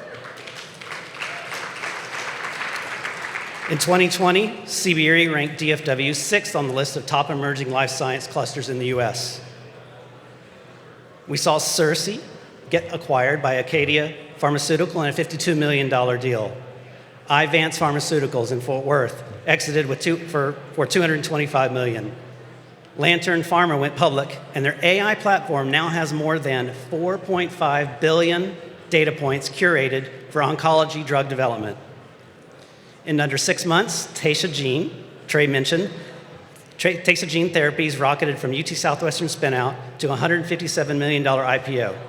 It's believed to be one of the fastest seed to IPOs in biotech history, right here in Dallas-Fort Worth. Now Pegasus Park is taking center stage. Gotta make sure my slides are in order. The new 23-acre development will serve as a go-to place for life science and early stage companies. Biolabs is bringing a 30,000 square foot wet lab co-working space there. UT Southwestern is moving its commercialization department to Pegasus. Tech Fort Worth is partnered to bring its Think Lab accelerator there. And don't be surprised if you hear a lot more exciting announcements in the very near future. So industry diversity is one of our biggest strengths. We talk about it all the time at the Chamber. We saw successes across all industries. Here's just a few examples. Gaming company Gearbox was acquired by global games giant Embracer Group in a deal worth $1.3 billion. Brad Hunstable, mentioned earlier, and Linear Labs continued on their quest to make this region the Detroit of electrification with a big partnership with the city of Fort Worth. Roberto Anetti of RoboAmp, Fred Burns of Safer Management, and Ked Cole from XR Sports Group were selected by Google for Startups for a 6-month program for underrepresented entrepreneurs. Woo. FinTech and InsurTech continues to be one of our strongest growth points in this region. Companies like GigWage, Car Capital, Bestow, Zerchu, all raised capital and grew their companies here. And people are creating places for new entrepreneurial collisions. Mayor Johnson formed the task force that you heard about earlier, led by Trey Bowles and Mandy Price, to find ways to strengthen this city as a hub for entrepreneurs. Silicon Valley-based GSV Ventures announced it's going to open an incubator at So Good, just south of downtown Dallas. UTD announced it's bringing 5 research centers and an extension of the Venture Development Center under one roof to the Richardson IQ. The city of McKinney is growing its own startup ecosystem with their innovation fund. The North Texas Innovation Alliance was launched with local governments and area companies to bring smart city solutions to our communities. Nick Clark continues to expand Common Desk and opening new locations, including at the Cotton Gin building in Deep Ellum. And of course, the Slate Sisters have created a home for female founders in the Design District. Jason McCann and the team at Very continue to do what they do best, re-envision the workplace. And Dallas had its best year in venture capital funding. We saw over $1 billion, as Trey said, flow into the Dallas region. Over $1 billion, Trey. Woo! Naya Ventures rebranded as Dallas Venture Partners. Republic Cities launched in Dallas, bringing a new way to raise capital. Impact Ventures continues to grow, supporting women and entrepreneurs of color, and is now building its Dallas Inclusive Capital Fund. RevTech launched a new fund focused on women founders in retail. Centero Ventures started a $10 million fund focused on AI companies. Austin-based SKU, a CPG accelerator, launched in DFW. And Venture Dallas connected over 300 startup founders to 147 capital firms from around the country. Capital Factory released the Texas Manifesto 2.0 and continues to bring capital and startups together from across the state. And finally, one of the biggest stories of the year, Alchemy, the Plano-based banking software provider that was founded in 2009 and now has over 10 million digital users. 10 million digital users. IPO'd last month, just a few weeks ago, at a near $3 billion valuation. I think that deserves a round of applause for that. So please help me in welcoming founder Stephen Bohannon up to the stage to hear a little bit about his experience of growing his company to IPO.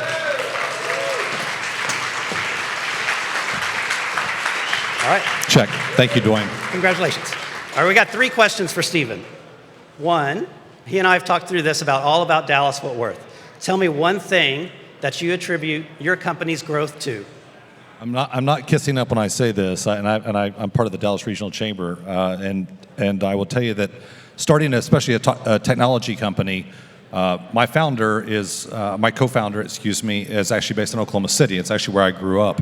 And so when we were thinking about where should this company be, it's a software company, I went on LinkedIn and I just did a search of skills that was the specific technology stack we were using to build our software. And I think I got 2 hits in Oklahoma City on LinkedIn for those skills. And I think when I looked at the DFW area, it was like 150 hits of potential people to recruit to the company for that. And just that one little story right there solidified it for me. I said, it's a tech company, we've got to be in Dallas. The fact that we're centrally located, we have customers all across the country, direct flight everywhere. We relocate a lot of people that we recruit to the company to Dallas. It's not a hard sell to get them to come here, especially key leaders and things part of the company. So I'm not saying this to kiss up to you, but I would tell you it would have been very hard for us to do what we did, the speed of growth and the people that is required to make that happen in a different community. And so we're very, very appreciative to the resources that you all have here, and it's made a big difference for Alchemy. So we hear that all the time from founders that have moved here. As the Chamber goes and recruits companies, that message carries over and over and over again. Sure. So as a founder, you have to make really tough decisions about where you want to take the company. You made one really hard decision, I think, in bringing on a new CEO at one point. Can you talk about that? Yeah, sure. Well, that was about 8 years ago. So, yeah, that wasn't the easiest discussion to have with our early investors, especially for me, because I'd put my heart and soul into it. But ultimately, what I wanted was to win championships, and that even if I didn't get to call all the plays. And I just wanted to be on a championship team. And really, when you thought about our journey and what we were going to need to go out and get additional funding. We were going to need to go past a Series A. We're going to have to B, C, D, E, potentially raising, tens or hundreds of millions of dollars. And it was something that, I knew software and I knew sales, but I didn't know fundraising. I didn't really know about all of this. And so bringing someone in who could spend a lot of their time doing that, dealing with board matters and allowing me to do the things I was doing on the creative and technology side, I'll tell you what, at the time it was a tough pill to swallow, but probably within 3 months, I was very, very happy with that decision. That was over 8 years ago. I've learned a lot more, but I think the real key was, again, just wanting to be successful and not really being hung up on how we got there. It's fantastic. Okay, so tell us about the IPO experience and any advice for the entrepreneurs. And any advice? Any advice for entrepreneurs out there and the things you would want to leave them with tonight. Well, the IPO experience, if I'm being honest, it was really awesome. I will have to say that. It was very, very it was awesome in the way that something that you work so hard at and you put so much into and so many hours and so many people that come along with you along the way that believe in you, whether it be investors, employees, people that join the team. And so it's awesome to see that their belief in you paid off, right? And so that's something I would say that all entrepreneurs and founders, there's that little bit of worry and fear that, my gosh, these people believe me. What if I let them down? What if we don't get to the promised land, right? And now part of that motivates you as well. But I would say that the process of the IPO is not a big party you all see when we ring the bell and all that. There's a lot of work. It started about 18 months before that, and the 3 months leading up to it, I did 90 test the water meetings. Our road show, I think I did 47 meetings over the course of 6 days. And then you finally culminate in that bell going off and you seeing your ticker that you can add onto your phone and track it, right? So it is definitely surreal. But then after a couple days of the afterglow, then you're just right back at it with just more pressure. So I would say that it was definitely awesome. It's not, I wouldn't recommend it to everyone, but for certain types of companies and things, it's definitely a great experience. And for us, I'm just so happy for our employees and our investors that they were able to be part of this and that are able to still be part of it. As far as what I would tell the entrepreneurs that are here, one thing, there is, since we're talking about investors and entrepreneurs, there is this kind of general rule of thumb that I've heard, like our investors that said, as they're describing to me as they look at other companies, they said, whenever we're told this is how much we need by an entrepreneur, they said the general rule of thumb is we have to ask ourselves, are we willing to at least triple that? Because that's probably what it's going to take, at least 3 times what they think that they're going to need. Now, I will tell you a couple things. One, I went back and pulled out our original business plan because that's always fun, right? When you're going through this, for our Series A, what did I tell them we would need? I told them at the most we would need would be $5 to $6 million, and that one day this company could be worth as much as $50 million. So I was off by about 70 times on how much was needed, because I think as of our Series F, it was around $400 million. But the good news is I was also off 70 times on what it would be worth, because we're about $3.5 billion right now. So it's 70 times both ways. So technically, I'd say I was right on the ratio. But what I will tell you on that 3X rule, while investors have it, I think I would say to entrepreneurs as well, you need to be ready for 3X the effort you think it's going to take. Because I will just tell you, this was not the journey I thought it was going to be. It's still not. It's years and years of working 7 days a week, literally, and then many years working 6 days a week. I'm finally getting to where I think I only have to work 5.5 days a week. So I would just tell you, be ready for it. And also I would say don't get discouraged, because a lot of times you ask yourself, should it be this hard? Yes, it is. So, it's like anything else. If you want it to be big, it's going to take an outsized effort to get an outsized result. And so I would say 2 things. 1, be prepared for it. Number 2, don't get too discouraged if it seems like it's much tougher than it's going to be, because that's normal. Fantastic. Can we give Stephen a round of applause? Thank you, Steve. All right, so I'm just going to end on this. Look, those amazing stories, and that was just a small part of what we told on Dallas Innovates. Those are amazing stories that I shared. This was all accomplished in spite of a pandemic, in spite of the recession, in the face of social unrest that this community has never seen. We have come out stronger, and we're changing things for the better. I'm so encouraged, and I can't wait to see what the next year brings. So Make sure you sign up for Dallas Innovates, and thank you.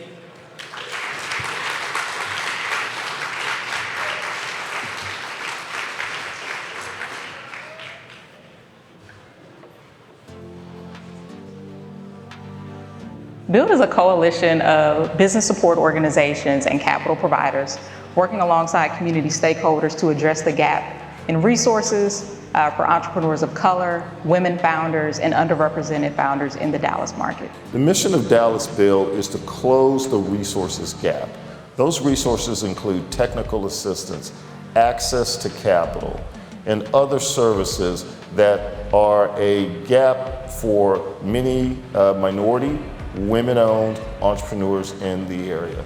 One of the biggest issues with growing small businesses is access to capital. Without small businesses, we would not have diversity. We would not have options. We would not have the availability to serve local citizens. So we need small businesses. They sustain the economy. We can grow the small business community by giving them our support and by giving them direction to the resources that they need to be able to find success and keeping them plugged into all the resources while they're busy doing their work. If you look at the data, small businesses make up a large part of our economy in terms of job creation, nationally and here locally in the Dallas-Fort Worth region. So when we think about why we should support those organizations that are small businesses, it's because they fuel our economy. Without small businesses, we wouldn't see the results that we see in job creation, neighborhood revitalization, or even wealth building, which is critical, especially for individuals who have traditionally not been able to access traditional avenues of wealth building. Ideally, we want the small business community to have access and have one place where they can go to find all these resources that they need. And that's through the Dallas Builds website. I think that if we maximize the business service organizations, you will see an equitable difference, meaning that we would have more business service organizations that are throughout Dallas County and not primarily in one side. That would be a beautiful, beautiful way to leverage growth. If you're someone who works in the economic development realm, the capital realm, I think the question is, how do we create new investment vehicles, innovate products that can really meet small businesses where they are, and help them be able to build the infrastructure that they need to grow and scale their businesses.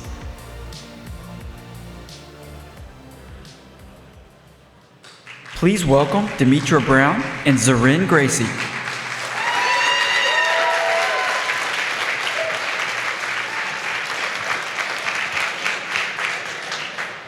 Listen, let me find my script first, but you know, when you start hearing billions and millions, it's very hard to kind of follow your script because it's easy to get excited about what's happening in DFW.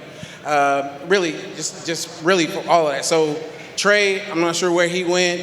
Thank you, great job. Thank you for having us up here to host this. And like Mayor Johnson said, we're very excited and absolutely cannot wait to hear what the Innovation and Entrepreneur Task Force lays out. Now, with that said, I want to just kind of shift a little bit, talk about what BUILD is, introduce myself. Zarin Gracie, executive pastor for Concord Church, formerly of the city of Dallas, and part of the BUILD Advisory Board. Now, I gotta say this too. I am so excited to be amongst people. I don't have a lot of, make those statements and everybody pause, take that pause and everybody claps, but I'm really happy to be amongst people. So for that, I just want us all to clap and say, hey, welcome back.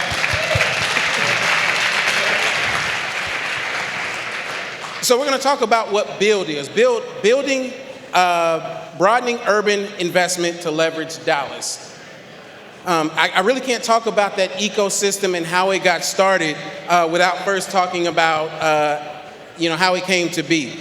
JP Morgan Chase, the Better Together Fund, the Communities Foundation of Texas, funded a study that was performed by Next Street. And on behalf of all of the organizations that currently are within that BUILD ecosystem, we want to say thank you for really taking upon that task to really study what was needed in the city as it relates to existing businesses. Without going into a long story, the study basically said we have a number of resource organizations for small, minority, and women-owned businesses, but they work in silos, didn't do a really great job of connecting business with other resources and things like that. So as a result of this study, the Build ecosystem was established. Various organizations that participated in that study, we all came together to set the vision of how the ecosystem would address the findings in the study. After several meetings, it was determined that there would be really 3 working groups: marketing and awareness, business service organizations, and access to capital. Now, when you talk about what is Build, what does it do? We spent a majority of the time talking about the entrepreneurs, those startups, but there's another group of business owners that exist. Think your mom and pops, your barbershops. You drive down whatever street you want to drive in, whether it's in Fort Worth, Dallas, Oklahoma, wherever my guy is, Oklahoma City, there's these businesses that have been there for years, right? And it's like, man, why don't they change that awning? Why don't they paint the outside of this building? All of those different things that we think as we drive by. Build exists to really help those businesses address that. And it's really done through that marketing and awareness, the business service organizations, and access to capital.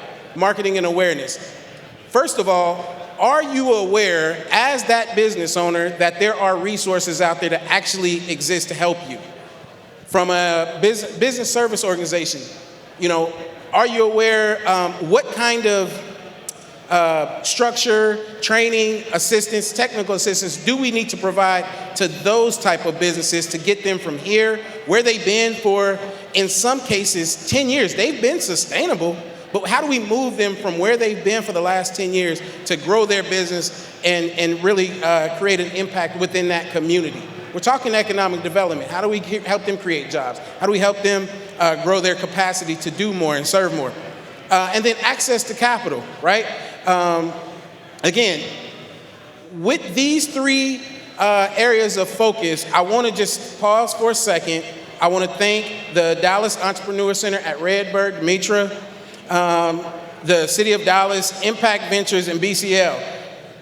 These are the 3 organizations that took on that task. On top of everything else that they're already doing, they took on the task of leading these 3 areas. Now, with that said, imagine being in that group. Everybody knows what that need is. Everybody's like, oh man, there's going to be more work. There's going to be this. So there's that little moment of silence before each one of them made that decision to take on that lead.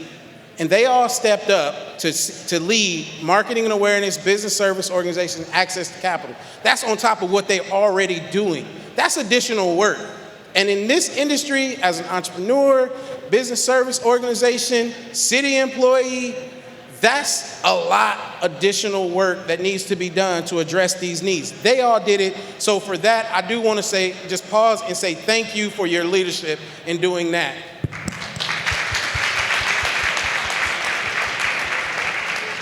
Towards the end of 2019, the collaboration was formalized between the Dallas Entrepreneur Center at Redbird and the City of Dallas to guide that ecosystem. We got the people together.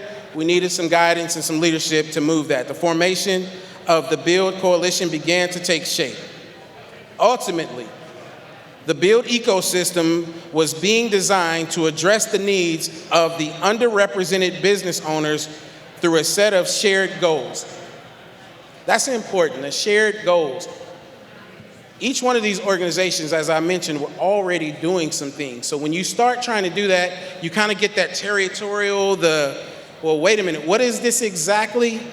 But once we established those shared goals, we got all of those, and I'm not sure, I've lost count of how many business service organizations are in that ecosystem now. But once we got that shared goal, everyone was on board and we started moving forward. Build would become the tool for connectivity to address the gap in resources for small, minority, and women-owned businesses. So as we're doing that, as I mentioned, at the end of 2019, we had our plans, we're moving forward, we're thinking, we're talking. But while we were doing that, the pandemic hit, right? And things got dark really quickly, particularly for those existing businesses that I just talked about. And that pandemic taught many organizations, including the city of Dallas, how to mobilize quickly without what I call that "but what about" discussion. We can spend a whole lot of time planning and doing and with the great intentions of helping, but we pause and we delay execution because we're stuck on "but what about." The pandemic taught us all how to come together collectively, mobilize, and assist these organizations and these businesses with doing that. The pandemic affirmed what we needed to be, who we needed to be serving, and where we needed to focus. With that, I'm going to pass the mic over to Demetra to give her an opportunity to talk about what we did, what we were able to accomplish through the Build ecosystem. Thank you so much, Demetra.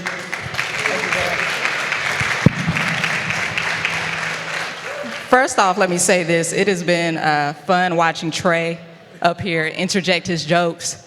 And I was telling my husband as I was preparing for this, I said, babe, I want to tell some jokes in my presentation.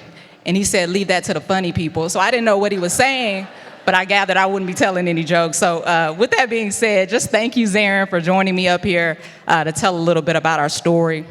I want to share two things before I get into the meat. Number one, Build was established. The work began in 2019. If you all recall, I believe in 2020, the summer, we had a lot of social unrest. Pre-pandemic, Build had already decided we're going to focus on entrepreneurs of color.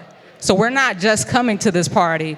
We've been to the party of serving underrepresented founders. So I just want to pause and recognize folks like Zarin, folks like Danita, Holly, Kristen, who are my ecosystem builders here in Dallas, and just really praise you all for having the foresight to know that's where we needed to be. With that being said, I want to share a few highlights from our work from 2020, and I hope the theme that you all feel throughout this presentation is that it is a collaboration. It is not one organization doing this work, it is us all. With that being said, I'll start with one of our biggest milestones, which was in the summer of 2020, we launched DallasBuilds.org. DallasBuilds.org is an online resource hub. We have a site that was established by EcoMap Technologies, a firm that specializes in creating customizable resources to better connect entrepreneurial communities. That website, since its inception in July 2020, has seen over 13,000 unique visitors and over 17,000 page views. Again, this site launched in July 2020. We have not yet hit a full year, and that has been our impact. With that being said, that traffic was driven by a multimedia marketing strategy, which was put together by Build's Marketing and Awareness Committee. That committee includes leaders from the City of Dallas's Office of Business and Workforce Inclusion, the Dallas Regional Chamber, as well as the Women's Business Council Southwest. Those leaders came together and decided they were going to partner with diverse media publications like Dallas Weekly and Informate DFW. With that strategy, we were able to develop a resource database that had over 500 unique resources and events for small business owners. Additionally, through that site, we have over 100 business support providers represented. To date, over 1,400 individuals are subscribed to the site's newsletter. And I just want to emphasize how important this work has been with trying to reach business owners during the pandemic. And I just want to thank that committee for their work. With that being said, I want to transition and shift gears. By the summer of 2020, I believe most folks who were supporting small businesses through the pandemic recognized that when it came to relief funding, some folks were getting left out. What we realized from the data is that minority-owned and women-owned businesses were not getting access to federal relief funding like PPP. In response to this discovery, our personal asset and credit building work group decided we needed to respond. So we pivoted away from our original strategy and decided to develop a dual support model that would provide business owners technical assistance and access to funding. I would like to emphasize again that collaboration has been the key to our work. Our 4 major CDFIs that are located and do business here in North Texas, which include People Fund, Lift Fund, DreamSpring, and BCL of Texas, all came together to design this program. Upon launching this program, we knew we had to provide expert guidance to business owners and economic relief. So in November 2020, we officially launched the Build Small Business Grant Program. Over 125 businesses applied to this program in just 2 weeks. What we found was a stark need for resources and trusted and credible resources that you could speak to about where your business was. With that being said, awardees went through the program and received no cost to them, free one-to-one business coaching from members of the Build ecosystem. I would like to share a little bit about the response of this program. Business owners expressed a ton of gratitude for the funding, but they also expressed a ton of gratitude for being able to talk to someone about where they were in their business. One business owner said in a feedback form, "Being able to access the grant allowed me to stop, breathe, and finally ask experts how to proceed with my business. I left with a clear mission, vision, and funds to upgrade my systems so I can be accessible to my clients as well as my hopeful employees." Together, Bill deployed over $135 in micro grants and recovery efforts to these small business owners. With that being said, I want to transition to talk about our education committee. Zarin mentioned we have a support services committee, which includes folks and leaders from Dallas College Bill J. Priest Small Business Institute, the Study USA, Impact Ventures, Wings, and Lift Fund Women's Business Center, as well as the Veterans Women's Enterprise Center. Along with other Build organizations in our ecosystem, these collective efforts have only been possible because of these leaders. I want to emphasize Zarin's point. These leaders have full-time jobs, and they commit to doing this collective work to serve small business owners. I would also like to share that over the past year, the Dallas small business ecosystem has served an estimated over 25,000 small businesses.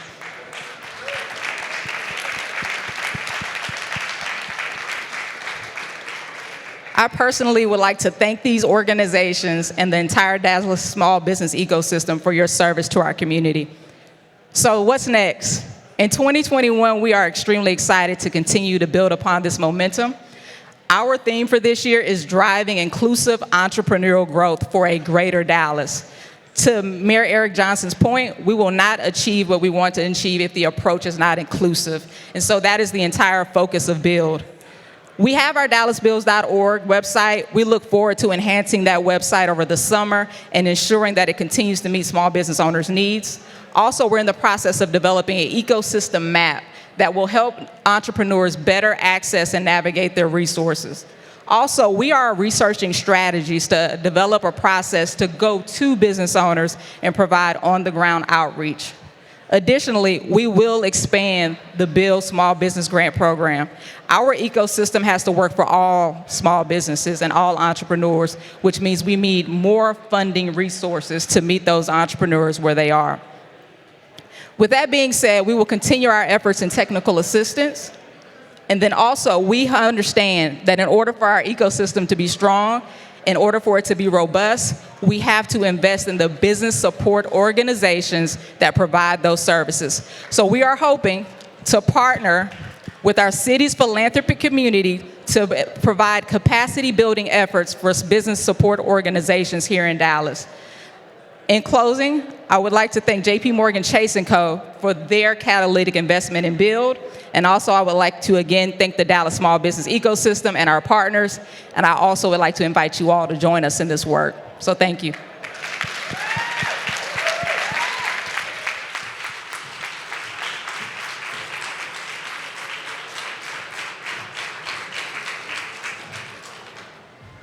Okay, so what could happen next? Did you guys, you may not have heard this yet, but I will tell you now, between you and I, early stage investment in Dallas, Fort Worth for 2020 was $1.1 billion. Have you guys, yes, a billion, a B.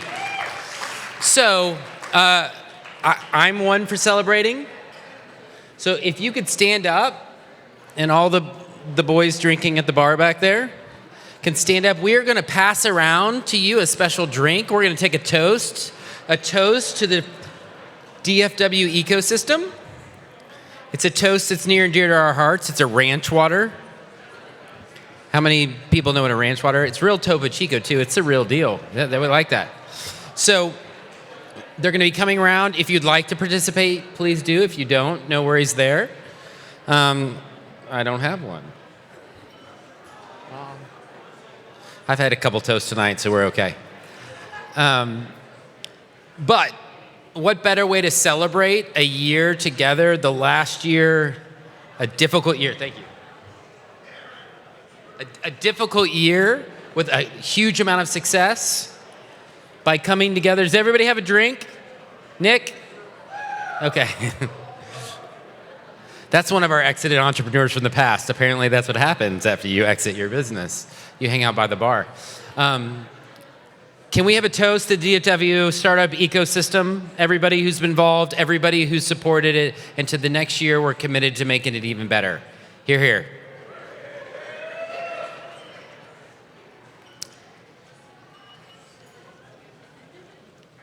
Two sips. Okay, so here's another cool part we're gonna do tonight. Thanks for hanging in. As I said, there's so much awesome stuff going on. You can't fit that in 20 minutes. You gotta spend a little bit more time than that. Now we're gonna get to honor directly individuals and organizations in the community that are going to be recognized and awarded tonight. Fortunately for us, a partner of the DEC over the last years has been PepsiCo. They've participated in a bunch of different ways. I think earlier we talked about the Revive Dallas Small Business Relief Fund. PepsiCo came in and helped fund several businesses that have been able to come back to see success, have connected into mentors, have been able to refigure and restructure what they're doing in 2021 and beyond because of PepsiCo's involvement. So if you guys remember what we do when people come to the stage, if you guys will help me welcome to the stage Tyler Chapman from PepsiCo, I would appreciate it. Come on, stand up. Matt Alexander, stand up.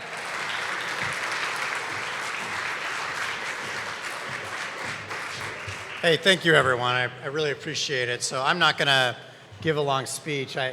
You can identify me, according to Bill, from being one of the corporate guys who's a little bit stressed, a little bit tired, a little bit sad, but I'm happy to be here.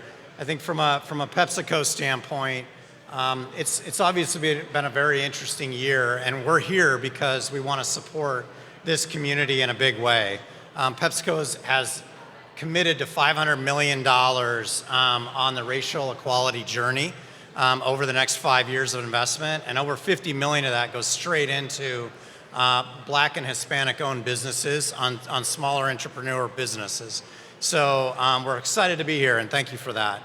So I'm going to jump right into the awards, and I think everybody knows this, but the nominations came from this audience, from this group, and that was voted on by this group.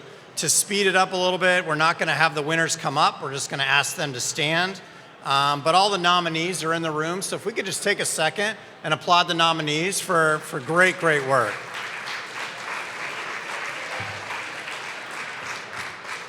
All right, so I'm going to have to read a little bit here because I want to be very specific on it. We're going to start with the Creative Entrepreneur Award.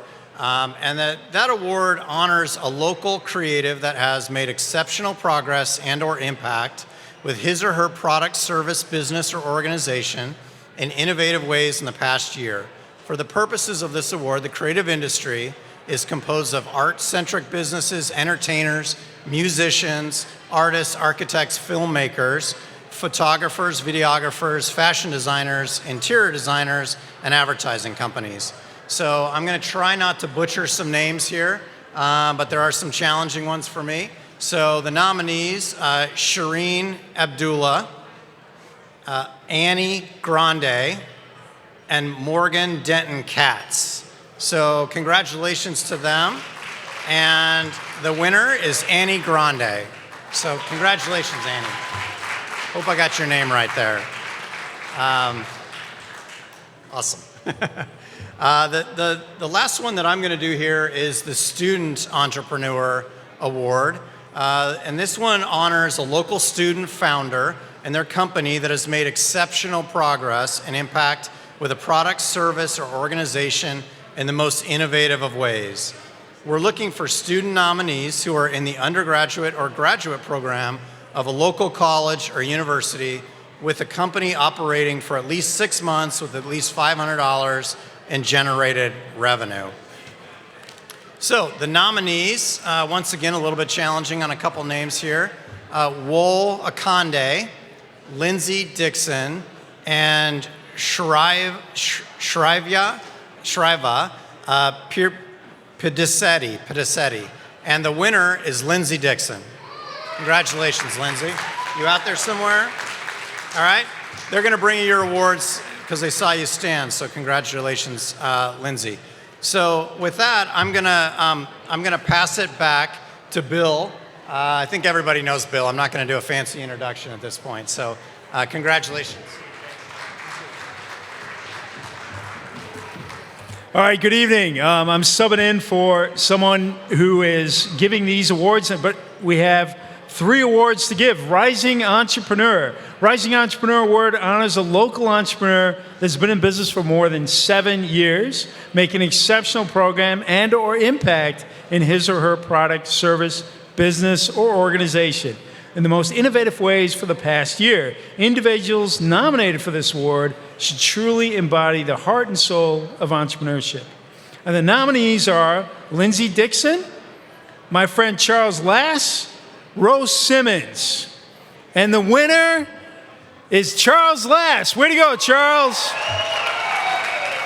Well deserved. Next award, we have the Investor of the Year. The Investor of the Year award honors an angel investor or an investment firm who has gone above and beyond supporting the entrepreneurial community. This award highlights not only capital, but also connections and support to drive success. The nominees are Capital Factory, Communities Foundation, Texas Impact Ventures, and the winner is Communities Foundation of Texas.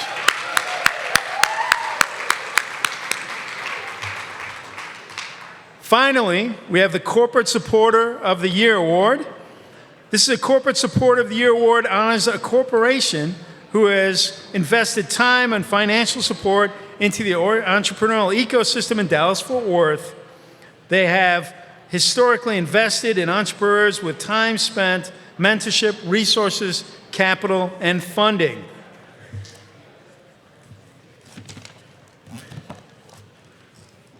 And there are no nominees. So the nominees are, all right, the nominees are Capital One, JP Morgan Chase, PepsiCo. And the winner is Capital One. I'd like to bring to the stage a friend of ours, Charlie Lass. Charlie, winner. This is for you. That's my award. So if you could just give that some, fantastic. Thank you very much. That wasn't contrived at all. No, not at all. Hey, thanks, buddy. I appreciate it. I'd like to introduce you our next presenter, someone who's been in the entrepreneurial world for a long time, done some amazing things in the nonprofit sector, a dear friend to everyone who's an entrepreneur in Dallas. Tasha, come on up.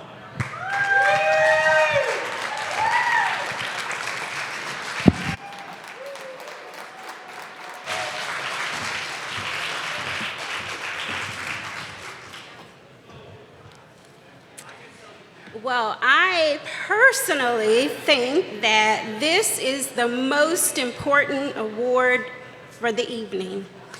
A startup evangelist is a person who supports local startups and establishes a standard in the community. They help set the community ideology, mindset, and they help to facilitate communication between all of the major stakeholders, like the ones here in the room.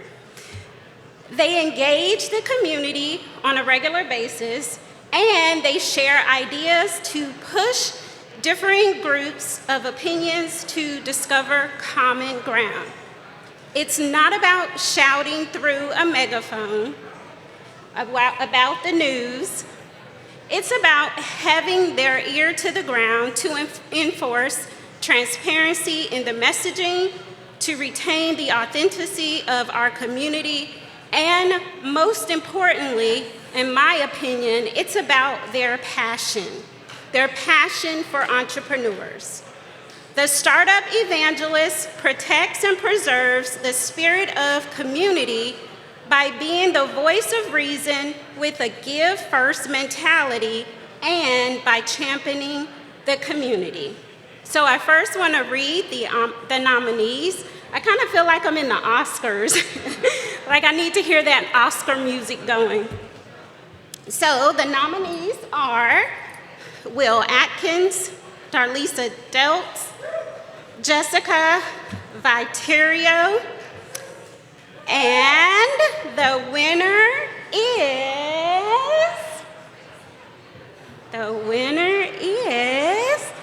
Delisa. Yes. Thank you so much.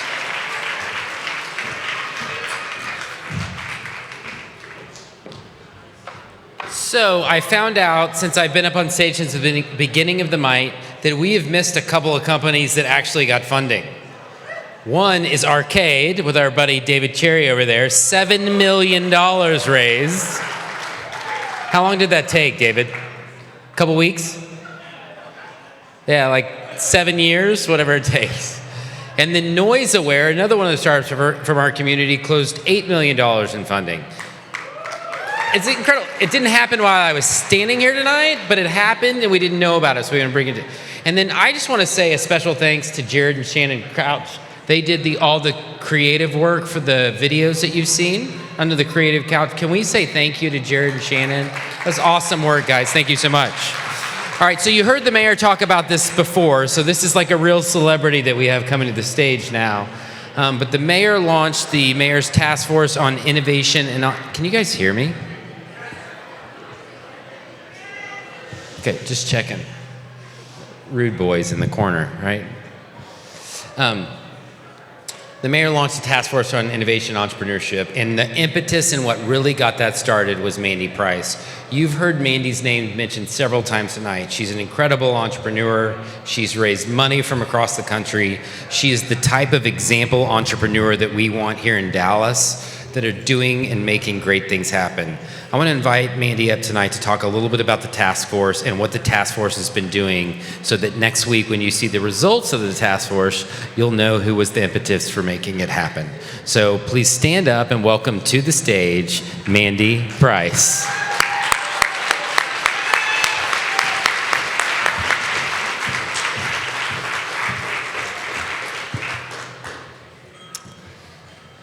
So my name is Mandy Price, and I'm the co-founder and CEO of Canaries. In 2018, I founded my company that takes a holistic approach to solving DEI challenges, enabling companies to immediately take action towards systemic change. Our mission at Canaries is to create workplaces where everyone belongs. I was born and raised in DFW and had a career here in Dallas.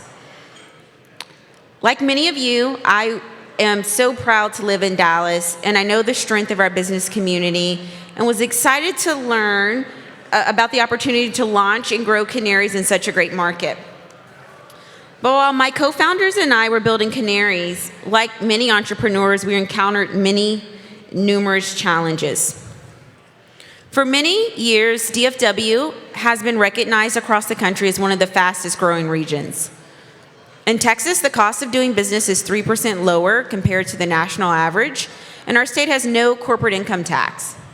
DFW has over 228,000 high-tech jobs and hosts 1/3 of all high-tech jobs in Texas. However, once I began fundraising for Canaries, I realized that for such a strong market, Dallas had more work to do in terms of supporting their many talented entrepreneurs. My co-founders and I faced these challenges head on. And we recently closed our $3 million seed round, which brought our total amount of raised funds to $4.6 million to date. Thank you. While this accomplishment has given us support in building a great product and team, The majority of this funding came from outside of Dallas. I'm hopeful and more confident that for our Series A, that changes. Through the task force, we want to help change that for all DFW entrepreneurs, ensure that the City of Dallas is creating a supportive hub for startups, entrepreneurs, and driving innovation. And a public-private partnership similar to how other cities have designed, we can help further become a hub for innovation. In a global economy, it's more important than ever that we foster our strong entrepreneur talent here by supporting them in every way possible and building DFW companies together. As we begin emerging from the pandemic, Dallas is embracing an opportunity to accelerate its economic recovery with a renewed focus on supporting young companies that want to grow and make an impact. The importance of supporting startups has been elevated by Mayor Eric Johnson through the formation of the task force that's been discussed several times here tonight. And I'm so proud to serve as a co-chair of this effort alongside Trey. We're also fortunate to be joined by the task force of 15 talented leaders who are all behind me, but we also have several task force members here today. The task force members represent investors, startup founders, education leaders, tech experts, and major employers in the region. I want to acknowledge our task force members, and if you're here today, please stand up. I know several of you are standing, so please raise your hand so we can recognize you.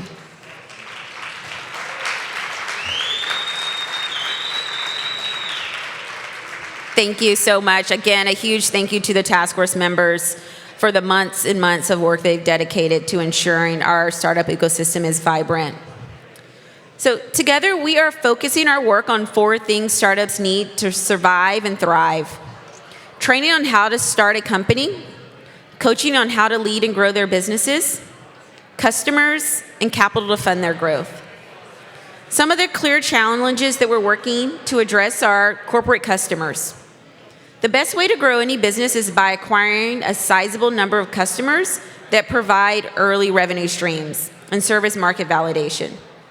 The task force is working to connect Dallas-based corporations with our city's startups to help startups get the contracts, revenue, and traction necessary to growth. Capital. Most Dallas-based founders are finding their investors outside the city, and then those investors are often pressured or require the businesses to relocate to the East or West Coast. We'll address the gap by working to develop solutions that will provide capital both locally and externally to support our startups. Equitable entrepreneurship. We need to focus on continuing the great work that's being done already to make Dallas a city full of diverse entrepreneurs. As a task force, we're working to create specific solutions that are intentionally designed to support entrepreneurs of color and female founders. And then last and not least is city engagement.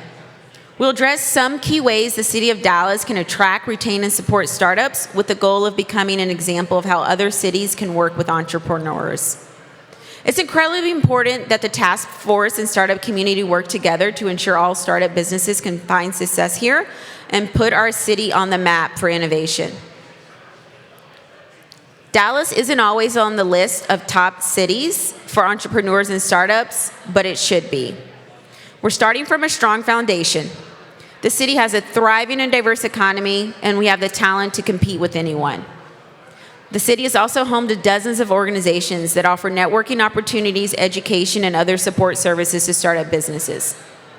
The future of North Texas startup community is in our hands, and if we work together, we can cultivate a culture that allows startups to succeed and flourish. This is a unique moment, and Dallas's startup ecosystem is well positioned for an explosion of growth. By working together, we can strengthen the focus on nurturing startups and fuel more innovation throughout the city. Thank you again, and let's get to work on making Dallas the city for entrepreneurship and innovation.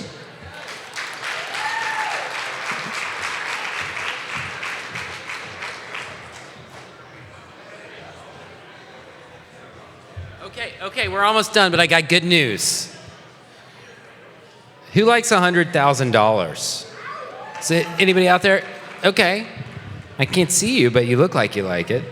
Well, our amazing and incredible sponsor tonight, Dallas Incorporated, led by Charlie Lass, is going to come up and talk about a special giveaway that he's going to have for anybody who's here and anybody that's watching online. So, Charlie, can we get you back up here, buddy? Let's hear for Charlie. Come on. Who doesn't like a guy with a $100,000 giveaway? It's incredible. Nobody, that was crap. Everybody stand up and cheer again. That was weak. There you go. There you go. Thank you, Trey. Thank you, everyone. Yeah, we're here to find, fund, or launch the best ideas in DFW over the next 12 months. And we're going to start that with one of our month-long 30 days Idea to Market awards. So, I'm going to hand it over to Austin. But if anyone would like to win a business, these are the things to do. Good evening, y'all. It's a really pleasure to be here, and just thank you so very much. We are here to give away $100,000 of our consultancy service. Oh, sorry, got to hold it closer. So before we get started, I just want y'all to know, we've heard a lot tonight about how great the DFW area is for entrepreneurship. Despite the fact that my name is Austin, my home is Dallas. Come on, y'all. There we go, there we go, there we go. So, that being said, the mayor really touched on a lot of things this evening, why this area is the best. So, we're launching this fund, or this initiative, to help the DFW area take its entrepreneurship level to the next level. So, without further ado, the lines are open. Operators are waiting on your call. If you could please scan this, and or you have it at your table. You will be asked to enter in a little bit of information. Tomorrow, you will receive an email asking for a little bit further details. And then on May the 12th, a winner will be decided. And I can promise you after this evening that Charlie Lass will not be the winner of this competition. So, all things being said, thank y'all very much for coming out tonight. Charlie. Thanks, guys. You can't guarantee I won't win, but you never know. Please scan this. Those at home, maybe the feed is still working. Who knows? Follow us, find us. We're not going to ask you for any information about the idea. It's about the industry, about you, all that stuff. The lines for registration close at midnight tonight. Then the form goes out tomorrow morning, and then 2 days starts Friday, midnight, we're done, and then next Wednesday we announce. So, that's it. 100 grand. Thank y'all. Appreciate it. All right. Sorry. So I promise this is the end. I just need to look and make sure there's not something extremely important I'm supposed to tell you. What I can say is this. Thank you for being here tonight. Thank you for sitting through the amazing amount of information we have and the unbelievable amount of stuff that's going on. Thank you. Those guys over there said they're going to buy a round of drinks at the bar after this, so I don't know what that means, but thank you guys for that. This is the beginning. DFW does not continue to evolve without everybody in this room finding a way to play their role. If you're a corporation, engage with startups. If you're a city, find a way to remove obstacles that stand in the way of helping businesses get started. If you're an investor, let us help you find investable companies. And if you're a startup, let us help make you more investable. If you're a mentor, come in and spend your time and your effort and your skill set to showcase to people what you can do and how you can help them. It's invaluable. But the only way we win and the only way we move forward is together. And the one thing that I love about DFW is that's what we do. We're a can-do city with a can-do spirit. And you heard the mayor tonight, now we're a can-do city for all entrepreneurs. So partner with us, find out ways to get involved. There's so many amazing organizations. You've seen several of them tonight that you can engage with. Connect. Use tonight to celebrate and network, and come back a year from now and let us show you what you've accomplished in the next 12 months. Thank you guys for being here. Thanks to the DEC for putting this on. Have a great night. Enjoy your time. Happy State of Entrepreneurship and happy Cinco de Mayo. There you go.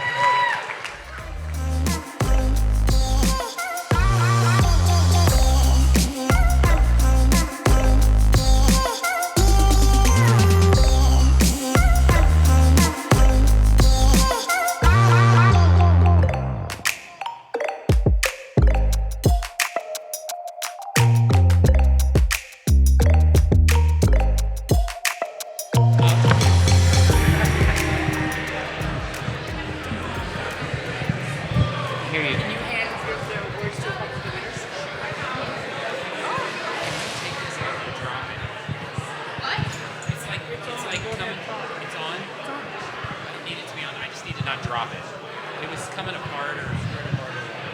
Thank you.